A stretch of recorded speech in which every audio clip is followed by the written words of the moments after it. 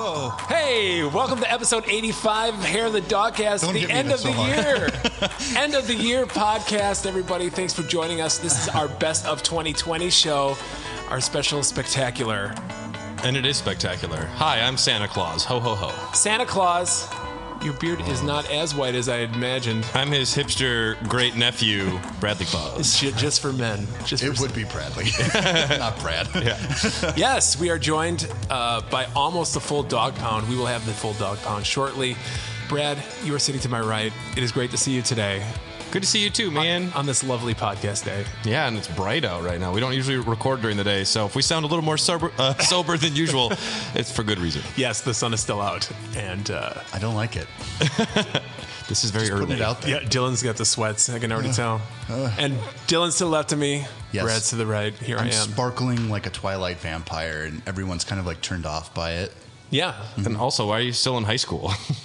Well, because I look very boyish, and these are the only ladies I can pick up. Okay. Well, as you know, Hair of the Dogcast is a podcast about video games and beer and video games. We're so glad you're here. What was your name? My name's Tom, I think. Are you sure? So far. Okay. Yes. I haven't changed it yet, but I do have New Year's resolutions. I'm a little see what sus on happens. that, but All right, that's fine.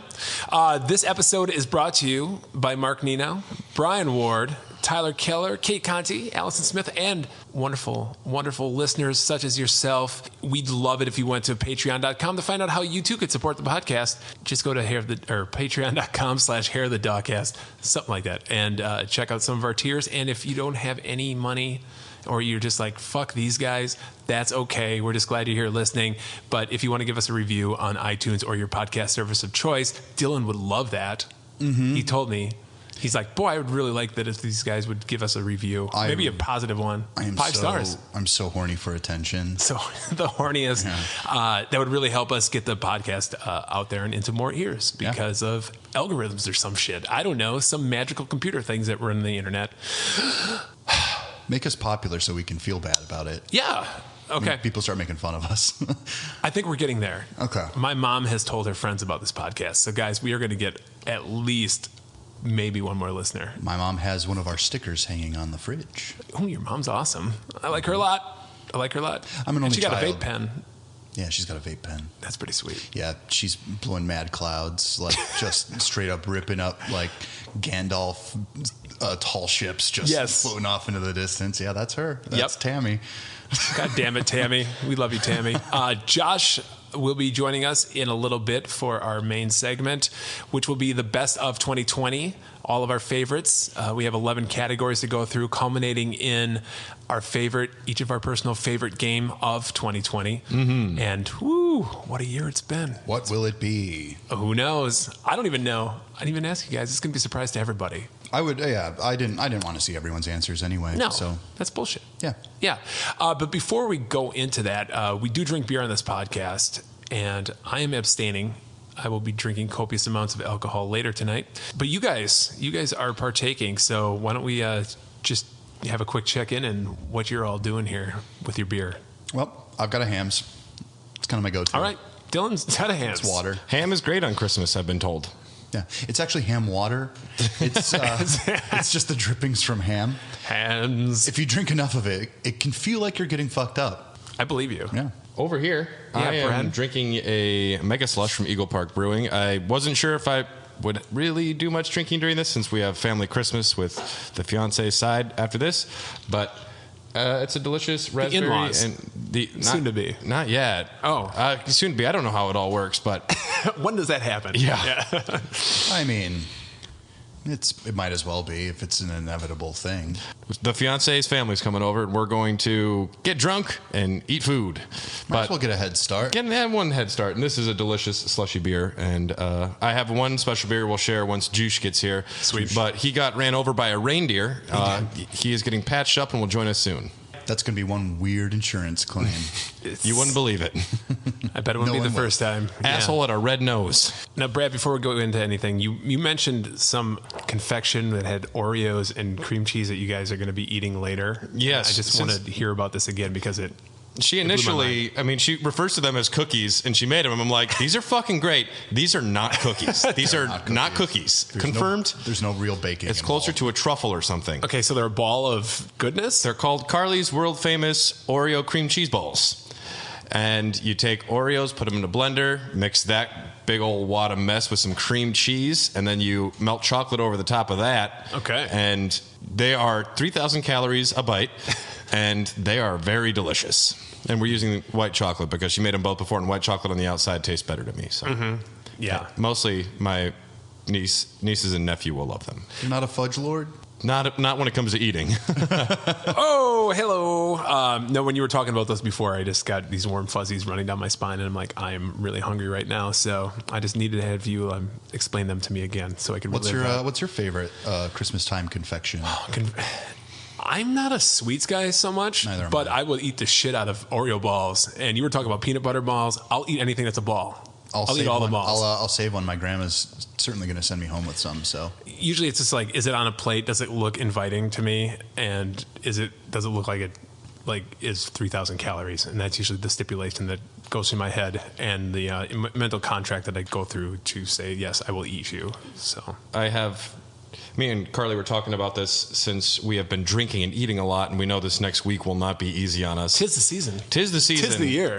Officially announcing Dry January is happening for Carly and I. We decided we're not going to have a drop of alcohol the entire month. Really? Yep. I was doing that February. That's not bad. Yep. And I'm not worried about myself. I know I can do it, but we'll see. Yes. All right. Carly has to work with Nick Nellen from Raw Dog, so we'll see how it goes. Alcohol does make the Nick go down. That's for sure. No, just kidding, Nick. We love you. Okay, so before we go into our best ofs, I just wanted to talk about Cyberpunk. I wanted to talk about Cyberpunk because it is the thing that is going on right now. I mean, there are some news things, but come on, this is like the thing that's taken up all the air in the room, I would say, since it was released on December 10th. Now, I think you can actually go back and listen to previous episodes of this when they announced that it was being delayed yet again, even when the game was complete. And I said, oh no. I was like, nope, this is bad. Bad. No. Don't buy this. Don't pre-order things. Pre-ordering is for dum-dums. Yep. This is just proof positive. So you mean you thought something was amiss when they went gold and then delayed the game? Yeah. Well, I mean, the constant delays anyway. Yeah. But then that paired with that is just a big glowing sign that says, stay the fuck away from me. So, yeah, just to give a little background, I mean, I'm not going to go through every point because if I did that, it would probably take 30 minutes just to go through everything that's happening. Plus, this is still a developing story, so it's like every day there's like a new wrinkle to this thing. But if you don't know, CD Projekt Red released Cyberpunk, a game that was announced in 2012. It's basically the follow-up to Witcher 3, one of the most anticipated games of the year. It released to really good reviews. It got a 90 on Metacritic. If you play it on PC. Yeah, you know which critics are also like being paid to review games. But the wrinkle was the people reviewing the game were only allowed to review the PC version of the game, and they were only allowed to basically post video or assets that CD Projekt already made for them or approved. Ooh. And turns out that the people that were waiting to play on consoles, namely the base PS4 and the base Xbox One, got a significantly different, broken, just cluster banged experience. Cluster banged, that's a good word for it. The game is, I have not played it on any platform. I'm officially holding off until the next gen version comes out. So it's a good idea. Yeah. But the game's plagued by crashing, just abysmal frame rates, including dips into like single digits or just maintaining like 15 frames a second. I call that Blighttown. Total Blighttown. Probably worse than Blighttown. I have a coworker, Justin. He has Cyberpunk, and he was able to just show me from his first 2 days playing 5 different videos of hilarious like game-breaking bugs. Of him playing? Just himself playing the game. Yeah. And if he has that many, just imagine what is happening. I know Angry Joe, I didn't watch his whole review, but the character's penis actually was emerging through the clothing. You can see the penis. Yes. Yeah. And like, whoa. Right. Well, the character creator, I'm like, and then I pre-ordered it. Right. That's part of the character creator. You can actually choose the size of your genitalia, whether you're male or female. big ass titties, and I'm gonna shake and a small dick. Hey, whatever makes you happy, that's for sure. So, to keep adding to this, there was a lot of shadiness from CD Projekt Red. It was pretty obvious that they knew that this game was going to be garbage on lesser platforms other than the PC. I mean, it seems like as you move up to the higher performing consoles like the Xbox One X, PS4 Pro, Xbox Series X, you get a better experience. But it seems like they actively knew that this was going to be shitty and released it anyway. Speculation because they had financials to hit for their investors. They delayed the game, Dylan, like you said, multiple times. I don't know. What do you guys think? I know. Have you guys been following it? I've been following it. I know that it's been pulled off the Sony store, and they said they were not going to do refunds for a while, but now refunds are happening, and Xbox is going to be allowing refunds as well. Yep. And am I surprised? No. This happens with AAA titles where often when they come out, they're going to be buggy messes. Let's not forget every Assassin's Creed, Skyrim. I didn't play Witcher 3, but I've heard when it released, it wasn't good. And it was actually, I'm going to say this, I got a day of, and I played it. It was fine. Yeah. There were issues, but it wasn't. It did have, It was not game breaking for me. It did have some issues. But I'm not surprised that there was a lot of issues. And when I heard this, I'm like, I am so going to buy this game in 8 months for $20 when it's patched and perfect. And it's going to be great. It'll be fun. Remember when Batman Arkham Knight came out and the PC version got 0.5 ratings because it was that bad? Oh, I remember that. Yeah. I got it free. Yeah, I got a free game out of that shit. So that was kind of cool back in the day. Yeah, CD Projekt, they came out with a half-hearted apology. I'm not going to read it. You can go check it out. The gist was, unfortunately, we should have listened to the warning signs that the versions for the older consoles weren't that great, so we should have probably... Listen to the warning signs? You made it. It's not like someone was I'm sure at some point someone said, this is unplayable. How could this happen? You have playtesters. Yeah, hired them. In the ensuing days, I guess just as recently as last week, I think Bloomberg reported that the employees had convened a meeting with the management and asked them what the fuck, why you knew this was a problem. Why would you do that? CD Projekt Red has come forward and said employees are not going to be contingent on whether or not they're going to get a bonus based on Metacritic ratings, which is pretty fucking gross. Besides the point, that it is even a thing. That's a shitty practice. Because you can't control what's going out there. You need to judge your employees by the quality of their work and what they're doing, not, Angry Joe didn't like it. Right. Yeah. Agreed. I think the Metacritic bar that a lot of companies use to determine whether or not they dole out bonuses to their team, your game has to hit a certain Metacritic score. Usually above 80. Yeah, it depends. Now, other companies like Ubisoft, they're like, it's got to be 85 or higher. Mm-hmm. But a lot of other places, they'll be like, no, as long as it hits that, we're good. I forgot what game it was. It was a few years ago. It was a very popular game. It missed it by 1 point. And 0.1? Or one is sure. Maybe it was supposed to be 85 and it got an 84. It might have been Fallout Vegas, if I'm not mistaken. Really? Or something like that. Okay. And Obsidian was denied all their bonus money because it was 1 point off. Yeah. And it's gross. It's ridiculous. Should go by sales numbers. Because if it was by sales numbers, Cyberpunk 2077... They're getting double bonuses. So I'm not sure how many people are actually going to seek out refunds because I think for the most part, people don't have that in mindset. Some people are going to be angry and they're not going to do anything about it because people like getting angry and then doing nothing about it. Yeah. That's just the world we live in. But they sold 8 million that first day. Yeah, they had pre-orders of 8 million. Yeah. They recouped their development costs and marketing costs before the game even came out. Yeah. While making a profit. Which I think gives a company they don't have to pay a lot of credence to making a fucking short up product when they already have your money in their hands and they have a game that's been paid for. Turns out, though, your stock's going to drop to shit when you release something that bombs miserably. I don't know. To me, they lost $1.8 billion in market capitalization since the launch. This company is going to be crucified for a problem that I think happens to many companies in video games. This has just become emblematic, and it's unacceptable. It's just, I'm just saying they're one of many that have had situations like this. This one is a pretty abhorrent example, though. Yeah, they built a lot of goodwill over the years with Witcher. I think there's the second most valued company outside of Ubisoft in Europe, a video game development company, or were before this, despite not having a catalog a fraction of the size of what Ubisoft outputs. You know, that's how much goodwill and cachet they had momentum going into this. And yeah, it's crazy. I feel really bad for people who were really looking forward to the game and now have to either wait. I don't feel bad for him either. Really? Why the hell would I? Okay, so because not everybody is in the know, man. I also understand that people really love to build shit up in their heads, and in with this year, how bad it's been.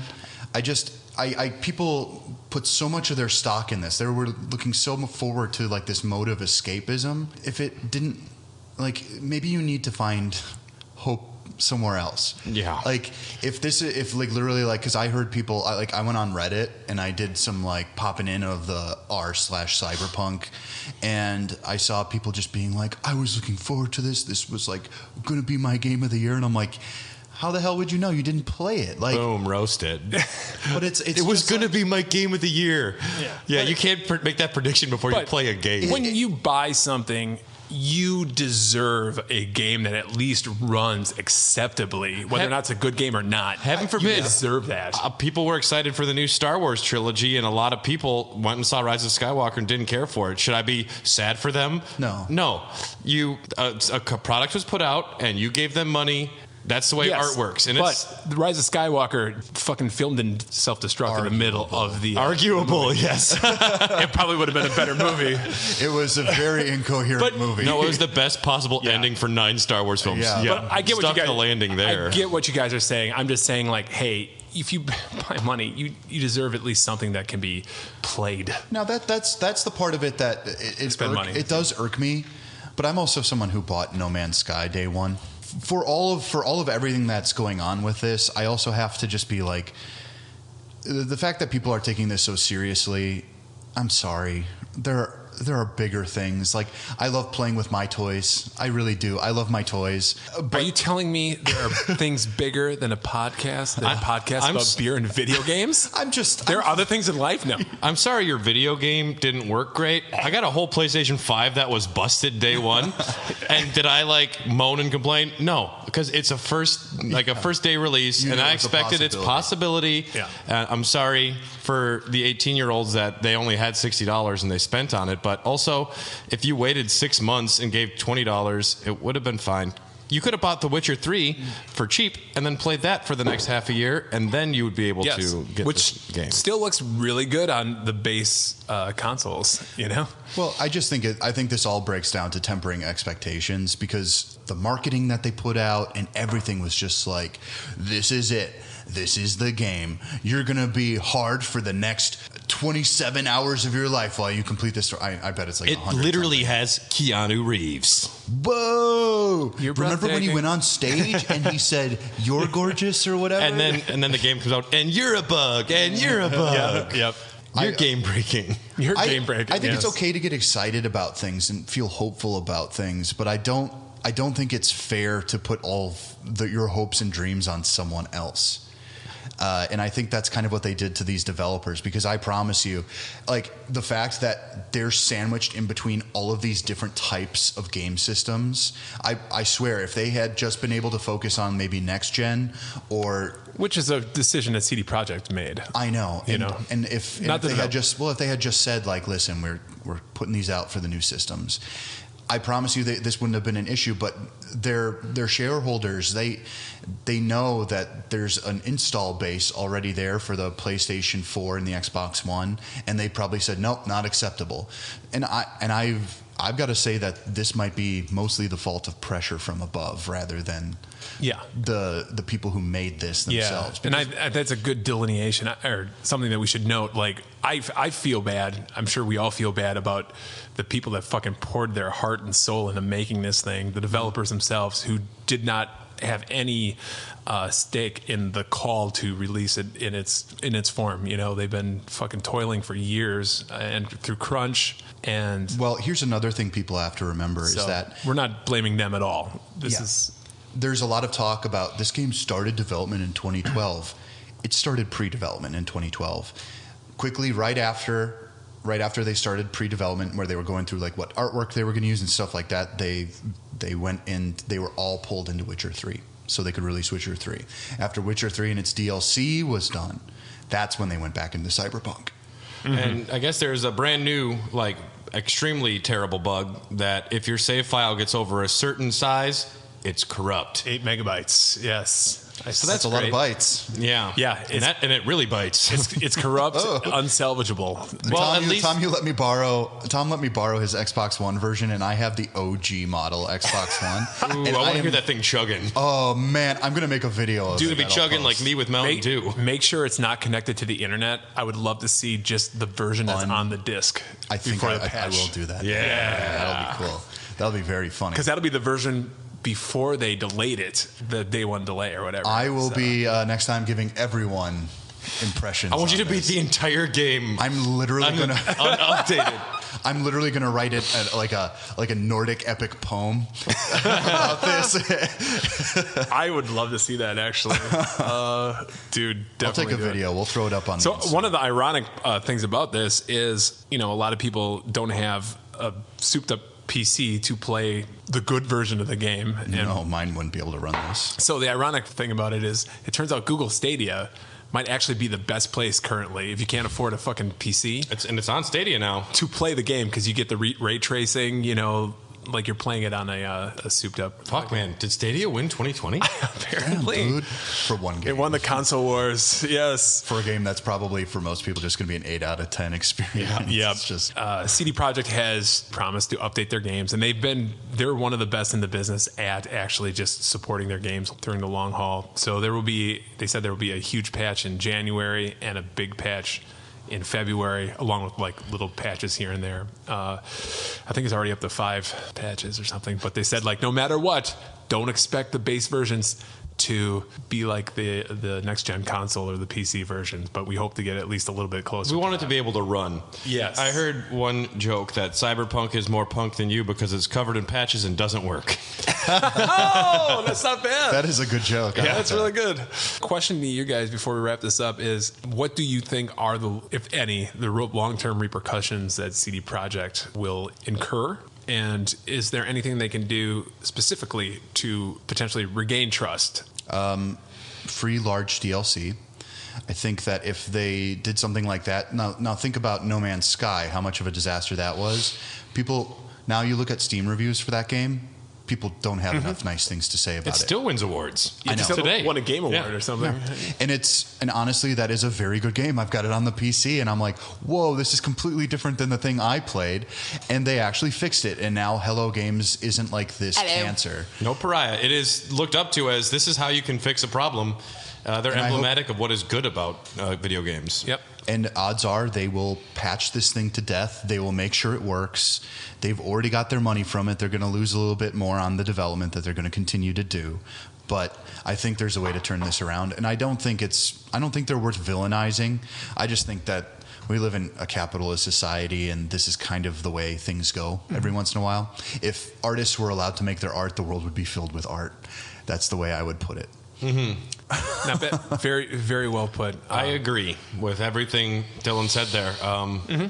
It's going to get patched. It's going to get fixed. People will love the game, and eventually everyone will be raving about it. CD Projekt Red is going to take a hit in their reputation. They will bounce back, and next time they release a game, there will be some memes and some jokes, and the game will come out, and it'll probably be buggy as shit, and they'll fix it. And this is how video games work. Yeah, I agree. Totally on board. I think they have to give up a DLC, a substantial DLC for free. They will. For people that didn't ask for a refund, like people that suck through it, you'll get a free DLC for sure. I don't know if it'll be offered to everybody, but I think they'll do everybody. People that buy it in the first 3 months or something. Yeah. I think they have to do that. Yeah, I think the whole video game ecosystem, everybody has such a short memory. Once this thing gets patched, people will maybe not forget, but not realize how big a fucking hoopla it was, as we get farther away from this. It'll be seen as a moment in time. Keanu Reeves and Jeremy Lee will come and have a meal with you at your house if they don't fix it, but within a year. Yeah, and I'm wondering... That'd be great. What would I cook for him? Yeah, what would you... I would probably This make goulash is breathtaking. Spaghetti woes. Yeah. spaghetti. Spaghetti woes. I throw him a can of SpaghettiOs in the can opener with a spoon. Aren't you going to heat this up? Nope. Yeah. I want to watch you eat SpaghettiOs cold. And I'm curious to see if possibly CD Projekt, when they get to their next game, whatever it is, or expansions, if they don't do the early access route. I'm so on the fence about early access. I don't know. I think early access, it shouldn't be something you pay for, but if you've been a long supporter of a company, like if you have your Ubisoft account and it says you played every Assassin's Creed game, and they're like, if you want to play the first 10 hours of the game for free, it's super beta, but we'll allow it. I think that'd be a cool thing to do to support people that have been long-standing supporters of your company. Because I know back in the day, I had been like actually submitting those Sony things you get in like the PlayStation books. Oh, they're the like registration. register everything. Yep. And eventually they offered me to be part of like a preview program, review program. And they sent me like booklets and like pens and stuff. So I'm like, sure, I didn't do anything extra besides that, but they'd send me stuff and I just like write my opinions on it. That's fun. And I think that early cool. access should be not paid for, but if you're supporting the company, they want fans to try the game first to get their opinions. That'd be cool. That's a good idea. Yeah, or at least if you're going to pay, you shouldn't have to pay full price. Larian Studios, who's making Baldur's Gate 3 right now, Those fans are fucking ravenous. They'll take whatever little morsel they'll get, and they're fine paying it too. That's an early access right now, and it's in very early access. But people had to pay the $60 to get in, and basically for a year and a half play a. Nick has warned us against it. He said I wasn't going to touch it. Well, he just said it's really rough, but I'm loving it. But it's like I can see where they're going with it, but it's rough. Yeah. Sorry, I'll wait for the full game. Definitely. It's like people who like went and saw Rise of Skywalker and they're like, no, it's good. There were things like it's just someone dressed as a Jedi, and they just want to justify it. Well, that's been your CD Projekt Cyberpunk minute. Please let us know what you think. You know, this is a developing story. There will be class action lawsuits almost guaranteed. So we'll see how this plays out. Shigeru Miyamoto did a Nintendo Direct about Super Nintendo World in Japan. It's pretty crazy. They have some interesting it's wild interactivity where you like if you have the wristband, you can interact with certain elements of the park, which is a good way to make it more to do. I only saw the trailer for the Direct. Yeah, I didn't see the Direct. I didn't watch it. I should have. I might do Josh saw in a minute. It was interesting. It's definitely like just one aspect of a bigger park. Yeah. So they have a few rides, but they have some interactivity. It looks amazing. Yeah, I bet. Just like the way that the coins spin off in the distance, and you're not close enough to see that they're actually like up, suspended on a rod. Cool. Like, Yeah. it looks great. And it would be so surreal. The giant cafe is all Toad themed. You enter through a giant warp pipe. Ooh. It looks great. Cool. But we won't be able to review it until 2024. Thank you, Patreon members, for reading that. Would you like a burger? Yahoo! It's made of Goomba! Oh my God. Now, if they don't eventually make a Luigi's Mansion ride where you sit and you get little shooters while you ride through the thing. Like, I love those little like laser pointer rides. Where you're shooting at the screens. They need a Luigi's Mansion one. They need a Mario Sunshine ride, a Galaxy roller They'll coaster. never do a Sunshine ride. Well, a Galaxy roller coaster would be clutch. Like a Sunshine Ferris wheel would be cool. Maybe. Yeah, because that's like a simpler one. But Peanut Park. yeah. They could do the Luigi's Mansion one and then probably retrofit that into a Sunshine one later down the road. And then, of course, the Mario and Luigi Game Boy Advance game where you go inside of Bowser's butthole. That will be a fun ride. Bowser's butthole. You tickle his prostate. Coming 2022. Shoots fire everywhere. Yeah, I got to check I went in Bowser's butthole. That'd be the shirt. I do want to check that out. I saw some of the this I guess screenshots from the Direct or whatever, just stills, and it looked really interesting. Yeah, all the pictures I've seen, especially like early in like construction, it was just so weird to see Bowser's Castle being built. No, the U.S. Universal Studios is getting that. They're getting it later though. Okay. That's what I thought. No. I think they're all really trying to decide what the fuck they're going to be doing, especially the fact that even once we have a vaccine for this shit ain't going away. Not at all. So Well, there's like already a new strain of the coronavirus that's going through Europe now, and everyone's like, shit, close Europe down hard. yeah, they did. Except some of them say that it's taking away their freedom, so they're still going to fly. So I mean, we still can't fly anywhere, can we? Wait, we can. We can. Oh yeah. I can't even remember the last time I've been to a fucking theme park. I went to Bay Beach in Green Bay like a year or two ago during the summer, but yeah, I would like to go. I would like to spend maybe like $300 to get in. Yeah. Yeah. Well, I mean, like I would. let's save all of our Patreon money for the next 20 years so we can get enough for one plane ticket over there. I think when I went to Universal Studios in 2016, it was like a $300 ticket. Josh, welcome to the DOGCAST. Oh my God, it's my favorite day. You brought us gifts. You brought tidings of great joy. Beer and aged cheddar. Awesome, yeah, man. I'm And really excited good for beer, this. too. Love it. I know you got that major sweet tooth. You like waffle stout. Have you had the chocolate vanilla maple, sir? I have not. You And will love it. I'm going to get this. Both of these other ones are fantastic. That's one of my favorite beers in the world. You and that gave that one's to us one time. That was really nice. Yeah. What'd you get, Brad, here? I got from Untitled Art a barrel-aged hazelnut imperial stout from Untitled Art and Microphone. Two amazing breweries. God damn it. And very excited to drink this. Probably when I'm at home for Christmas with one of our Patreon supporters, Brian Ward, my brother, who did send a text message earlier today of my nephew beating Kingdom Hearts 3, and he said, "Suck it, Josh." Oh, man, I've actually done some Kingdom Hearts research, my friends. Whoa! Not play. Coming but in under the wire. research. All right. And man, you guys are weird. Not I said. Not I. Dylan, what do you got? I've got a barrel-aged Belgian chocolate toffee vanilla stout. Oh, man, that sounds from good. Octopi Brewing. This looks fantastic. I'm going to be drinking this next to the family fire on Christmas as well. So good, man. Thank you, Josh. And thank you for the cheese.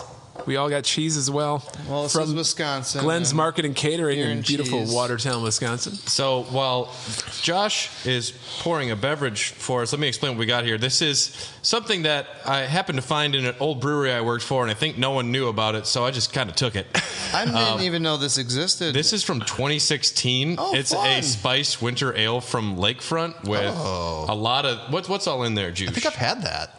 It's This been is aging for a long time. winter lager. It is brandy barrel aged, and it is brewed with honey, cinnamon, nutmeg, ginger, cloves, orange peel, and again aged in brandy barrels. So yeah, I don't know what it'll taste like, and I have just distributed Like a heaven. few presents for the DOGCAST boys. Yeah. It's only 13.9%. That's it? Okay. Tom, you having some? I'll take a little bit. Got to. Dude, that's an old. That thing has been in the fridge for a long time. And the fact it's been in the fridge, It's like a fine it's scotch. gonna age better. I don't know what this is going to taste like. I'm really interested. I might have had this. I remember 2016. We were all very sad for specific reasons during Christmas that year, and I believe I bought a pack of this, like a 6-pack. Cheers. Cheers, boys. And cheers to you at home. This is nice. I'm guessing I'm guessing candy-ish, maybe almost like a barley wine, but a lager wine, which is not a thing. Lager brewed with honey, cinnamon, nutmeg, ginger, cloves, and orange peel aged in brandy barrels. That's really good. I think I've had. That's great. Or I've had something That is very good. similar. Very smooth for 13.9, and yeah. Actually, it might be. This one might be better aged. I mean, all those flavors, and Like- how flavorful it is right now. I like it as is. It'd probably be a little more This is really good. crazy, like way abundant in all those flavors, and then some fresh. So It almost tastes a bit like a spiced up Belgian. yeah, Really like good. a quad. Kind of, yeah. Yeah, Yeah, I think that's a good assessment. And I'm not a cinnamon guy, and this is just the right amount. So thanks, Brad. Goddamn, if you have any more like 4-year-old beers, bring them over. I say. That one's been in the back for a while. Yeah. Dylan, go ahead and open your present there. I think I know what this is. And Allie must have talked to you about something. I spoke with Allie about something. and I just recently. So I know what it is, but I don't know what it is. You know what Okay. I'm saying? Yep. I recently just got. What? Wow. Oh, the yes. Celeste and What is this one?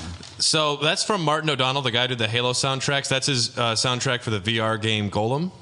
Oh, I haven't played that. Do you, Awesome. do you own it? I haven't played the game yet either, but I love he's one of my favorite composers, and I love the soundtracks. Oh my God, this is so great. And that's the Celeste piano collection. Celeste has a killer soundtrack. If none of you are aware, it's got probably from that year. It was my favorite soundtrack for any game. I don't remember a lot of it, but it didn't offend me. So Tell me you got one for yourself too. Oh yes. Oh yes. Thank you very much, Brad. Wow, This is so cool. that's awesome. I figured since you guys just got a record player, get your collection started for you. Oh, really? Yeah. You're just in the vinyl game now? Yeah, well, I mean, growing up, my mom was really big into vinyl, and every day after school, I would come home and I would listen. Like she has like literally rows, like a couple rows of them, and each day I would listen to every single one all the way through. And it was like a compulsion. Like I would do it right before work because I had an hour before I had to go work at the Piggly Wiggly.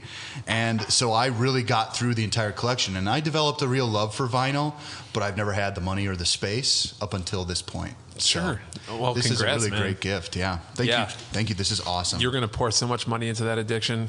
I'm sorry, and also congratulations. It's already a problem, but half of the albums I want, I can steal from my mother. So There you go.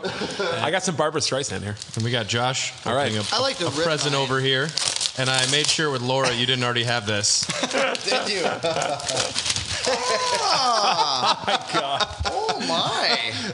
The Teenage Mutant Ninja Turtles pizza cookbook. Wow. Oh, radical. I may have came across this and then just didn't look too into it, but let's see what kind of unique hates it. zaz you You can brew out of this. I skimmed through it, and at the end they're like, also, this is how you eat healthy if you want to. You can tell they kind of like backed away from only eating pizza a little bit. This is Splinter's ramen recipe. Yeah, and especially like they get into that stuff at the end. really? Like They got some Casey's Japanese healthy cookies. cookies. Well, he is a Dried hockey herbs. player. I am going to read this. Oh, even making your own dough? That's really cool. Let's do it. Hell yeah, dude. I love it. We Splinter we have got to make one of those. Yeah, that'd be great. Like That'd be a really small cool. video of it. That'd Ooh, be look at so that. good. That's- Tomatoes. All right. Charm? May I? Yeah, go for it. It's not easy finding Barbara Streisand Blu-rays, I'll tell you. Oh, there you go. All of her songs that I know so well, it's so hard to choose just one. Memories. I hope you don't have this already, Tom. Oh my gosh. Awesome, dude. What is this? It's Broken Age. It's the Double Fine 7 Blu-ray set of the entire making of Broken Age. Dude, this is my favorite video game documentary. I do not own this on Blu-ray, and it is the best fucking making of video game documentary, period. Everyone needs to watch this. It's fucking phenomenal. And Brad, thank you so much, man. Thank Awesome, you guys for dude. being my friends. Thanks, So- Brad. Yeah, it's Well, exciting. thank you, Santa Josh. Thank you, Santa Brad. What do you have to ho. offer, Tommy? I'm just You've been kidding. giving me beers all year. You're good. Yeah, just help yourself to a fine, couple yeah. beers in the fridge. We're going to take a short break. Please listen to these awesome shows from the Greenlit Podcast Network, and we're going to be right back with the topic of the year, our best of 2020. Everything. Everything, including our favorite games of the year. So don't go anywhere. We'll see you in a bit. Hey folks, it's Asif Khan, CEO and Editor-in-Chief over at ShackNews.com. Give a listen to our 9 to 5 Elon podcast about Tesla and electric vehicles and all sorts of cool stuff over there on the Greenlit Podcast Network. With a purposeful grimace and a terrible smile, join Nikki and Wyatt as we stomp our way through the history of Toho's Dai Kaiju films in Discuss All Monsters. Are you telling me we're going to discuss all monsters? We won't stop until there isn't a monster left to discuss. Smash that play button like Godzilla and King Kong smash an 18th century Japanese pagoda. Only on the Greenlit Podcast Network. Hey, everybody, welcome back. Return. Oh, yes. Drink more gamer fuel. Oh, my God. Pizza rolls. World exclusive launch trailer. Welcome to the Game Awards. Featuring Skrillex. Trailer for the trailer's trailer. Welcome back to Hair of the Dogcast, best of 2020. This is it, boys. This is our final Dogcast topic of the year. Whoa. Very serious. This is very serious. This is for all the marbles. We have 11 categories to get through. So let's do it. I only have 8. You'll be able to improv, I think. Don't worry. It's fine. Just say Yeah. Hades for the ones you don't know. I was probably Okay. missing one of those. Okay, we're going to start off with each of our favorite TV shows of 2020. I will let you guys decide who wants to begin. I would like Brad to go first. I didn't want to go first. You're supposed to volunteer others. This is funny. I want Josh to go first. I will go first. All right. All right. Everybody's watching it. It's the hot topic. Everybody's like, they're all about it. They're just like, whoa, The Okay. Mandalorian. Yeah, that was mine. I will say, like, the series, I enjoyed the first season a lot, but there was there's a few slower parts, and I feel like the second, there's 3 now, right? What day is it? There's 2 seasons now. 2 seasons. Thursday. Okay. So the Second whole one just wrapped second up. season was just balls to the wall. Like every single every episode was awesome and fun and action packed, and it didn't slow down. It's a bit much, you think, but no, I enjoyed the shit out of it. It was great, and it ended so delightful for especially for anyone that grew up with like the first 3. Their heart will melt. No spoilers, but like that final moment, that you know what I'm talking about in that final episode. Oh my god. I haven't gotten chills like that, and then I haven't gotten that emotional watching a movie or a TV show. I cried. I haven't cried from anything legit in a long time, and I felt fuzzy. I was like, I'm just allergic to when people take their helmets off, Carly. Okay. I was literally like, I was watching with Allie, and I'm like, God, no. Not now. Not now. Yeah. Disney Plus. Stuck the landing, and I hope that Favreau and Filoni are going to be given a lot of creative control for Star Wars forever. It's clearly better than all of the movies, the recent movies. Yes. This costs less than every one of those movies individually, probably like a season, and it's more successful and it's more substantial. It feels like Star Wars. Oh, It's man. a little, and some moments like stormtroopers' helmets on a stake, like that. It has some like darker imagery. Edgy, yeah. It's just people that grew up with Star Wars. Yeah, we want a little more. Let's see a little bit more edgy. Like, let's not go the Star Trek route, and let's go more. That's cool. Let's go Deadpool, Mandalorian. When Bill Burr really. gets into the Bill Burr kills a stormtrooper and he gets in the guy's You see this outfit. guy fucking die. No, he's like, Yeah, right. dude, this guy was sweating like terrible. It smells bad in here. I'm like, that's what I want to hear.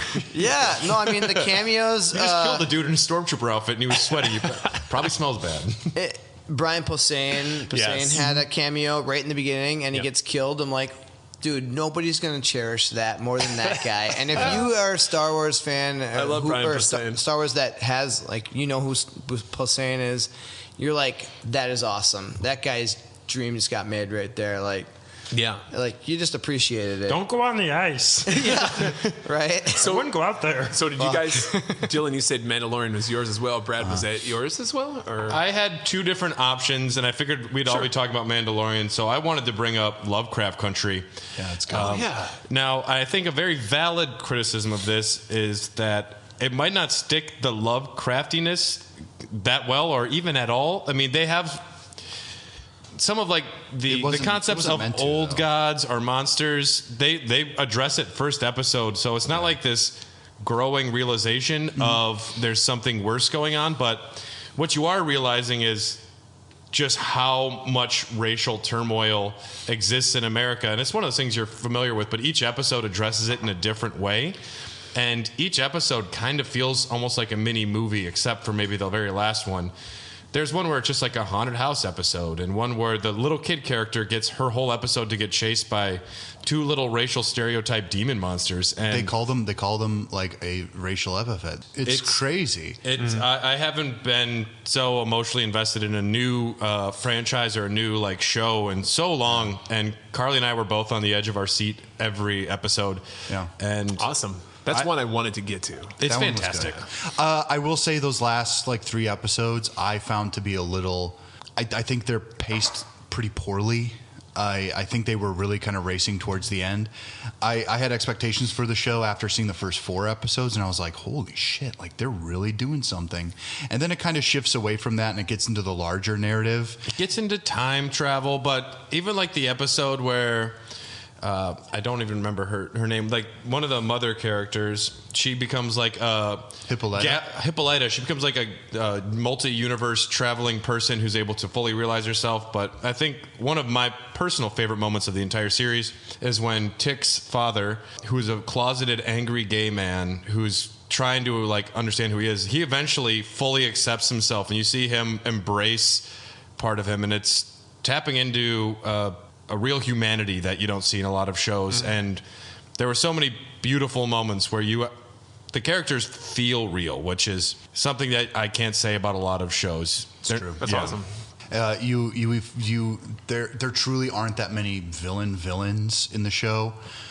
Even the one that ends up being the villain, you're kind of like, I get it though. Like, it's all about inequality. The show uses horror as a lens to see a lot of this stuff through, because that's the only way that a lot of people can actually quantify it. Because if you make it too real, sometimes people. Now, I mean, is there a tone of Lovecraft? Are the horrors based off of all the Lovecraftian? There's a lot of stuff. Cthulhu in there. A lot of references and a lot of magic with a K, background noise that is all emblematic of Lovecraft stuff. Really, though, it's about racial tension, injustice, and characters overcoming these obstacles. That sequence where I don't remember the names, like the sister character, when she's able to, I don't want to ruin it, maybe edit this out. I don't even want to ruin it for you. But no, she's able to become transform into something she's not, and realize what it's like to live as a different race. And it is just so powerful to see that struggle. And I've got to give it up to the woman who ends up playing her transformed. Wow. Yeah. She does a wonderful job. To have that level, like that level of character layer, that's impossible for most actors. Yeah.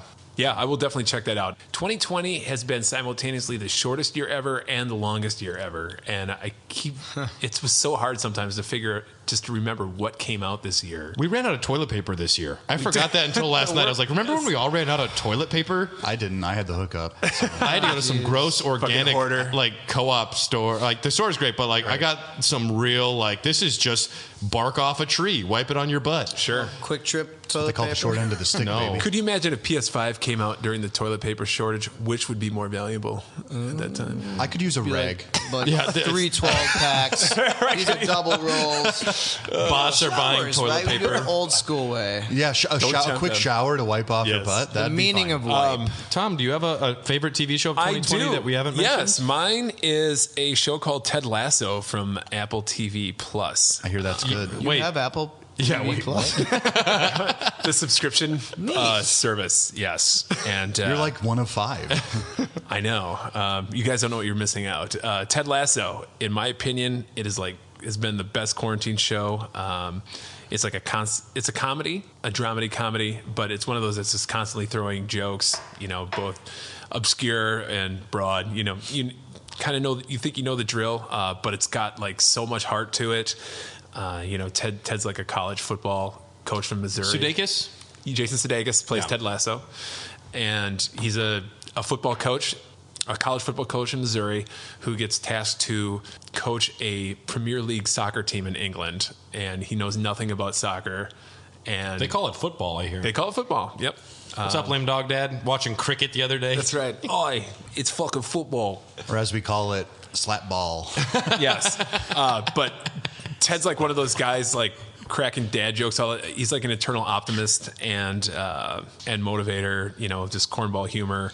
But he's more than a one-dimensional character. It's just really good. The show subverts its premise, because in the first 15 minutes of the first episode, you're watching it and you're like, oh, I've seen this show before. I've seen this play out many times, this premise, but it subverts that pretty quickly. But I think the best thing I can say about it is I haven't watched a show in recent memory where it just consistently makes you feel good, or makes you feel it sounds so stupid to say, but it makes you feel good after you watch it. Makes you almost feel like you want to be a better person. after you watch it, but not in a saccharine, dumb way. Like it's very pure. It's very pure. It's very wholesome, and just this positive feeling you get from it. I mean, I love it, and I hope you guys can all check it out. There should be more lighter shows like that, because we've become so used to drama and expecting these like big over the top plots. Carly and I have recently started watching Schitt's Creek. Sure. And there was this episode, I'm like, oh no, this is when they're going to have like are you cheating on me tension? And it's just like a one-off joke, and he's like, whatever.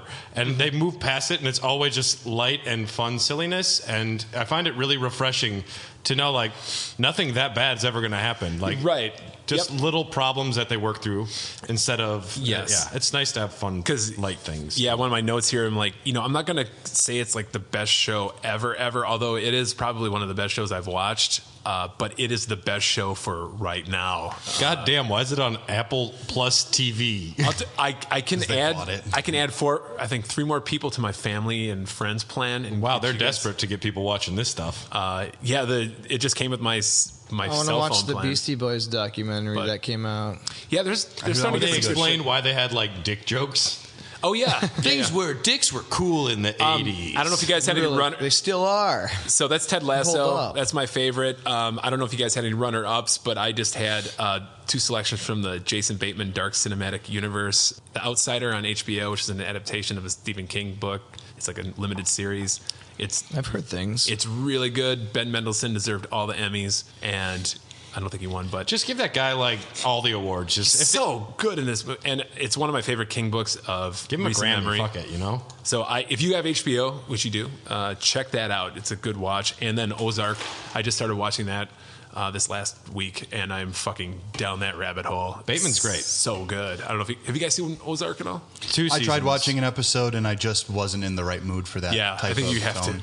It's like, what if Breaking Bad started in the middle of season 4 and then gets even worse? So, but it's so good. My only runner-up, I just want to mention Better Call Saul. Season 5 was this year. Better Call Saul is one of the best shows on TV, and the continuation of the character Lalo, who is a new Salamanca, and he's got like that crazy chaoticness that you don't know what he's going to do, but he's got so much power behind him. It's great. I love Rhea Seehorn. It's so good. She's fantastic. And you got the character. I didn't see the new season yet, so Mike Ehrmantraut is always great. Love that guy. And now Hank has gotten into the show again. Spoiler warning. He was in the season prior for like a scene or 2. Better Call Saul, fantastic. Watch it. Very excited for the last season when it does. Did you see the trailer for Odenkirk's new movie, Nobody? Oh, you mean John Wick? Yeah, but with Odenkirk. It looks fun. It looks fun. It's the guy who produced John Wick, and it's seriously just John Wick with more of a Bronson, like where he just kills people who are beyond evil. Jeez. Like what was that? Death Wish. Death Wish. Yeah. He's got a very Death Wish feel to it, but you took that girl's unicorn, give it back, and he just kills people. We'll see how it turns out. I'm intrigued. There hasn't been any movies this year, so I'm excited, but it's also way too John Wicky for me. Yeah, and I'm like, Odenkirk? I said I wasn't going to kill no more. You took a unicorn. He's got range. I'll give it to him. Milwaukee native, right? Is he? Yeah. No, can't be right. I don't think Odenkirk is. He went to Marquette. Oh, did he? Maybe not a native then. It's great to see a comedy writer go to an actor and then be a fucking he's a legit actor. Comedians can play the best angry, pissed off people because they are all angry, pissed off. I'm a Mr. Show diehard from the old days. So I still got my Mr. Show DVDs. Hell yeah! All right, is that it for TV? Anybody else have anything? I like Cobra Kai. I fell off mid-season. I still watched it, and then the ending. My lady likes that show. It's fun. Yeah. Very well done, I think, for the budget they have and getting the original Johnny Lawrence and that Karate Kid guy, whatever his name is. They were just working at the subway. Ralph Miyagi. No, like the ending make I was kind of lost it during there's a fight scene in the end. I'm like, oh, this ain't a fun karate like dojo fight for the championship of the karate world. No, it's like crazy fight at another I mean, at this point, you should have seen it by now. But I mean, I I can fell guess off, the and I was like, this just isn't as tasteful. And then the ending of the fight, I'm like, no, like it hit me, like no, Slow motion Josh. yeah. Don't want it. I probably yelled at the TV and said no. But yeah, either way, I'm looking forward to season 3. Season 3. I'll check that out. Which is As long as it's not on YouTube, January. It's true. It's on Hulu Platinum. Yes, It's I don't on. even know. It's on the flicks now. it is. Yep. I'm excited for what I think the next category is favorite movie of 2020 because This one was so hard. wow, I had to Google what movies came out in 2020 because Yeah, what came up? Yeah. As So you yeah, all know. All of the movies. next category, our favorite movie of 2020. Tom, I know what yours is. Mine. Do you know? I don't care I about. Did you think read my so. thing? Okay. No, I didn't read it, but go ahead and let me see if I'm right. All right, so there weren't a lot of movies that actually came out in 2020 that I watched. So I have like a two-part answer here for this one. So if we're talking just 2020 movies, 2 of them? yeah, there are 2 movies. I guess I have to go with Borat, the sequel. Which was great.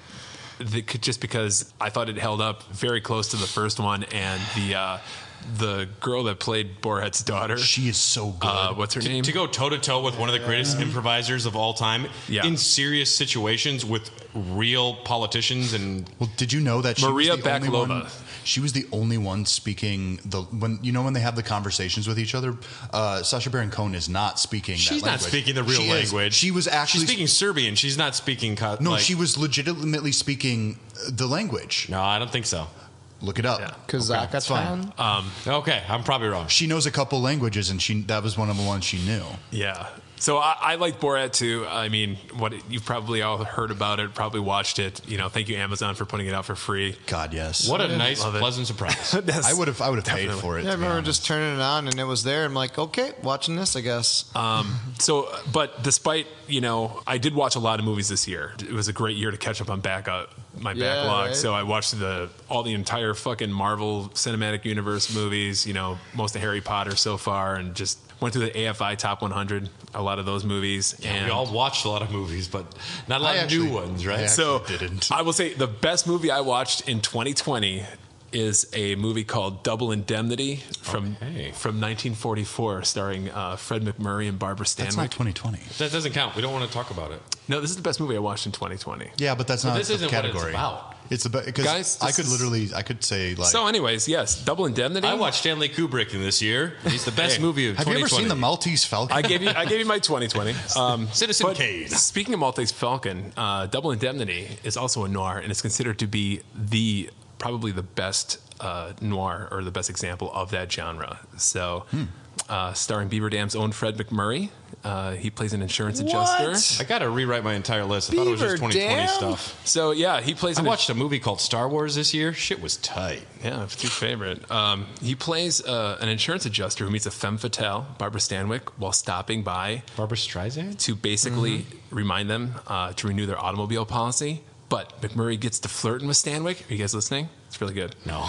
Who insinuates that she is looking at life insurance on her husband and possibly contemplating murdering him.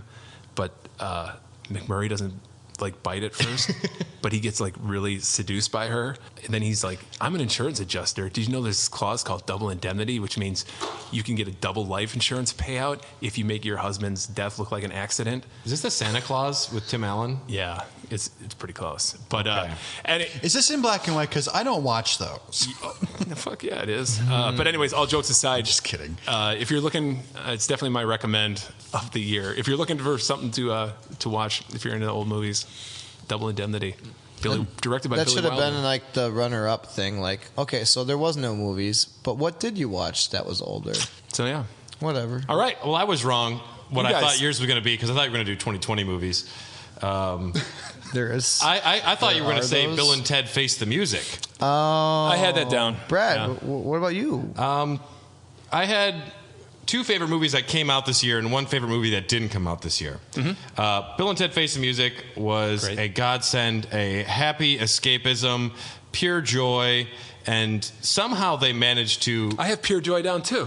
somehow they managed to stick this landing, because generally, your Dumb and Dumber sequels, your Anchorman 2s, they try and just rehash the same jokes and they never work, and it's like a wet fart and people don't care. This one comes from such a pure spot in the creators' hearts, and you got Alex Winter and Keanu back. I haven't giggled in a happy way in a while. I was very happy, and Dennis Caleb McCoy is probably my favorite new character of the year. Yes. I also saw a horror movie called His House, which Whose house? His House. Whose house? This is about two the characters. CM Punk movie. One is the actress from Lovecraft Country, one of the actresses named Wunmi Musaku. I think I'm saying that right. And Sope Derisu is the gentleman, but I want to say they're from Somalia. I'm not sure. I don't remember which country specifically, but they're refugees from a country that wind up living in England. And the house that they're forced to live in and stay in, there might be something wrong with it. And you either leave or act like everything's okay. I don't get spooked. I watch a lot of horror movies, but this one had me excited. Yeah. And then as far as movies that never came out this year, that's my favorite movie of this year. I'm going to go ahead and say The Lighthouse. I almost put that on there. The Lighthouse. This year? You like me cooking. You're always farting. That's all I'll say. Oh my God. No, that's 2019. Farts. But we're also opening this up to things of any year now. So Sure. Dylan, what do you got? I've got one. It's an animated film that you can find on Netflix right now. It's by a very established anime director. He mostly does like magical girl stuff. Like, so he directed Sailor Moon when that first came out in like '92. Okay. If that's like a good reference. Do you know his name? Junichi Sato. Okay. You would know that name too. Yeah. He's making that up. Yeah, I'm making it up. He went to grade school in Right. Ichibuya. Are you for real? And he explored outside and came up with the Legend of Zelda. No, it's called A Whisker Away, and it's this charming tale about a girl who can transform into a cat every night by wearing this mask. And she's kind of a loner, and she kind of develops a crush on this boy that she visits as a cat. And as time goes on, eventually, Is this furry bait? This is Priscilla. no, it's not. It's like it's just a literal cat.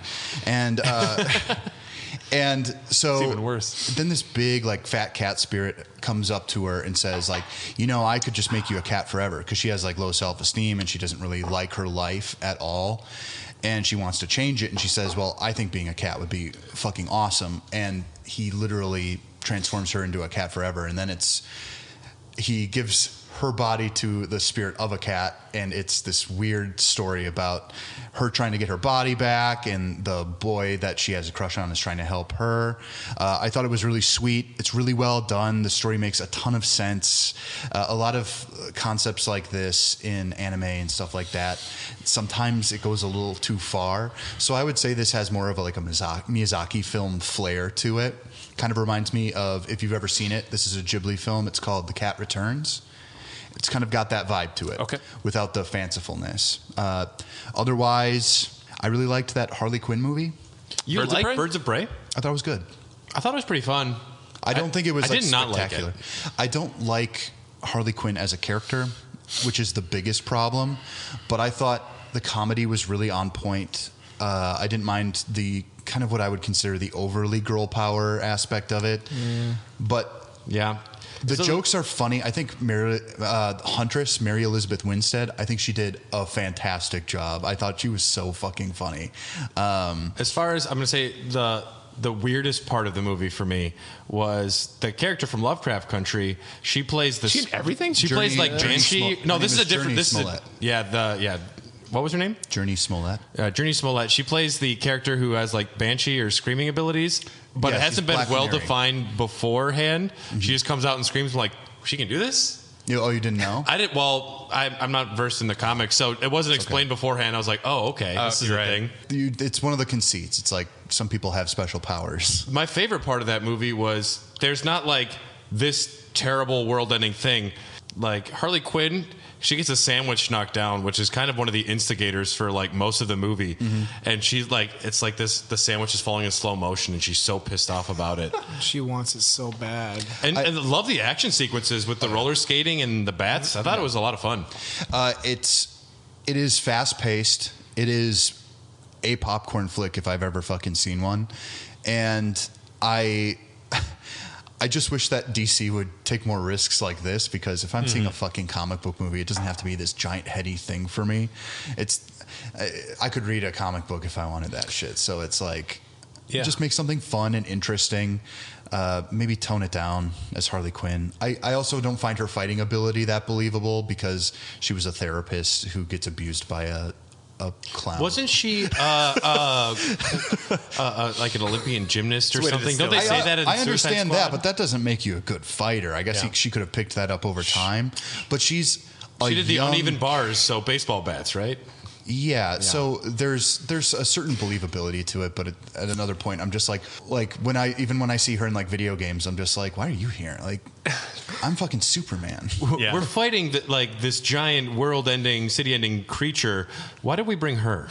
Yeah, but I can see Deadshot because he's got guns. I haven't seen the movie. Captain Boomerang's got cameras with boomerangs on them. Well, he's like special ops, so. I was shocked when my girlfriend bought the DVD to this, because she only buys DVDs to like Dr. Quinn. And when I saw this, she's a fan of the medicine woman. Yes, she's she a loves medicine those woman at Christian heart. values. Yes, but when I saw this DVD laying like on her fucking TV, I'm like, what did you? She's like, I just wanted to see it. I'm like, hey, I'm a Margot Robbie fan. Let's put it in. She's a beer leader, and there's a lot of roller skating in this flick. I think that probably had a lot to do with that. Probably did. I'm thinking. Josh, do you have a movie? Shit. Yeah, I watched the movies. I forgot some of them existed. I did watch Birds of Prey when I was dying of COVID, and I was like shaking and horrible. Died. And I was binging a lot of movies, but I'm like, oh, well, this is new, and turned it on, but I totally lost interest. I usually finish movies. I didn't finish it. There are some slow parts. Yeah, I watched it while I was taking a bath. Not in like a sexual way. Mr. Bill and J. Ted didn't do Most it baths for aren't me. sexual for me.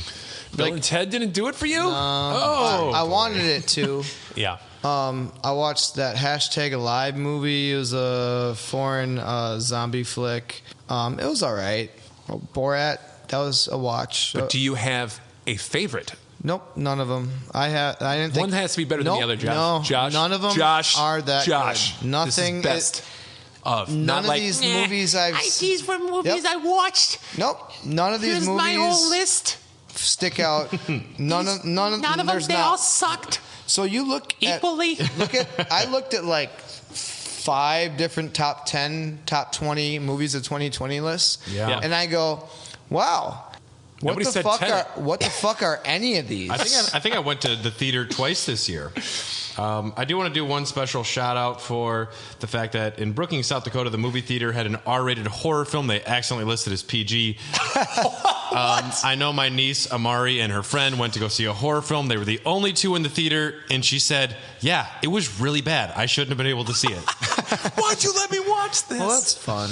Yeah, I have 0. Everything sucks. So, okay, but it's okay. I don't care. That's okay. There's TV shows saved it. So. Yep. A lot of good TV. And HBO Max will be delivering all of our movie theater experiences next year at home. You know, I mean, that's really sad. Don't tell Christopher Nolan. That really bums me out for movie theaters in general. Like, Well, feel better that the stimulus package that just passed is giving a shitload of money to movie theaters. and they're giving a shitload of money to us, all $6. Yeah.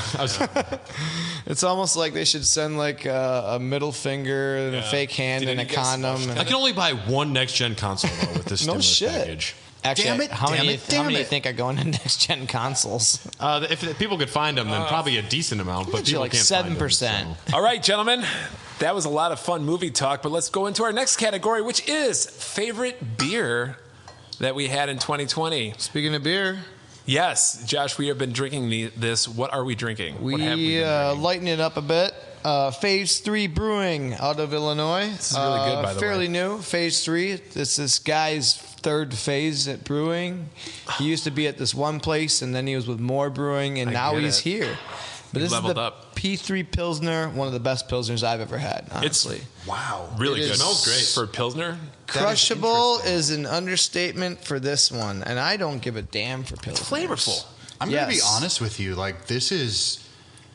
I have a lot of beers that kind of taste like other beers. I don't know if I've had anything exactly like this. This is really good. Even for how light it is, like Yeah. it is very flavorful.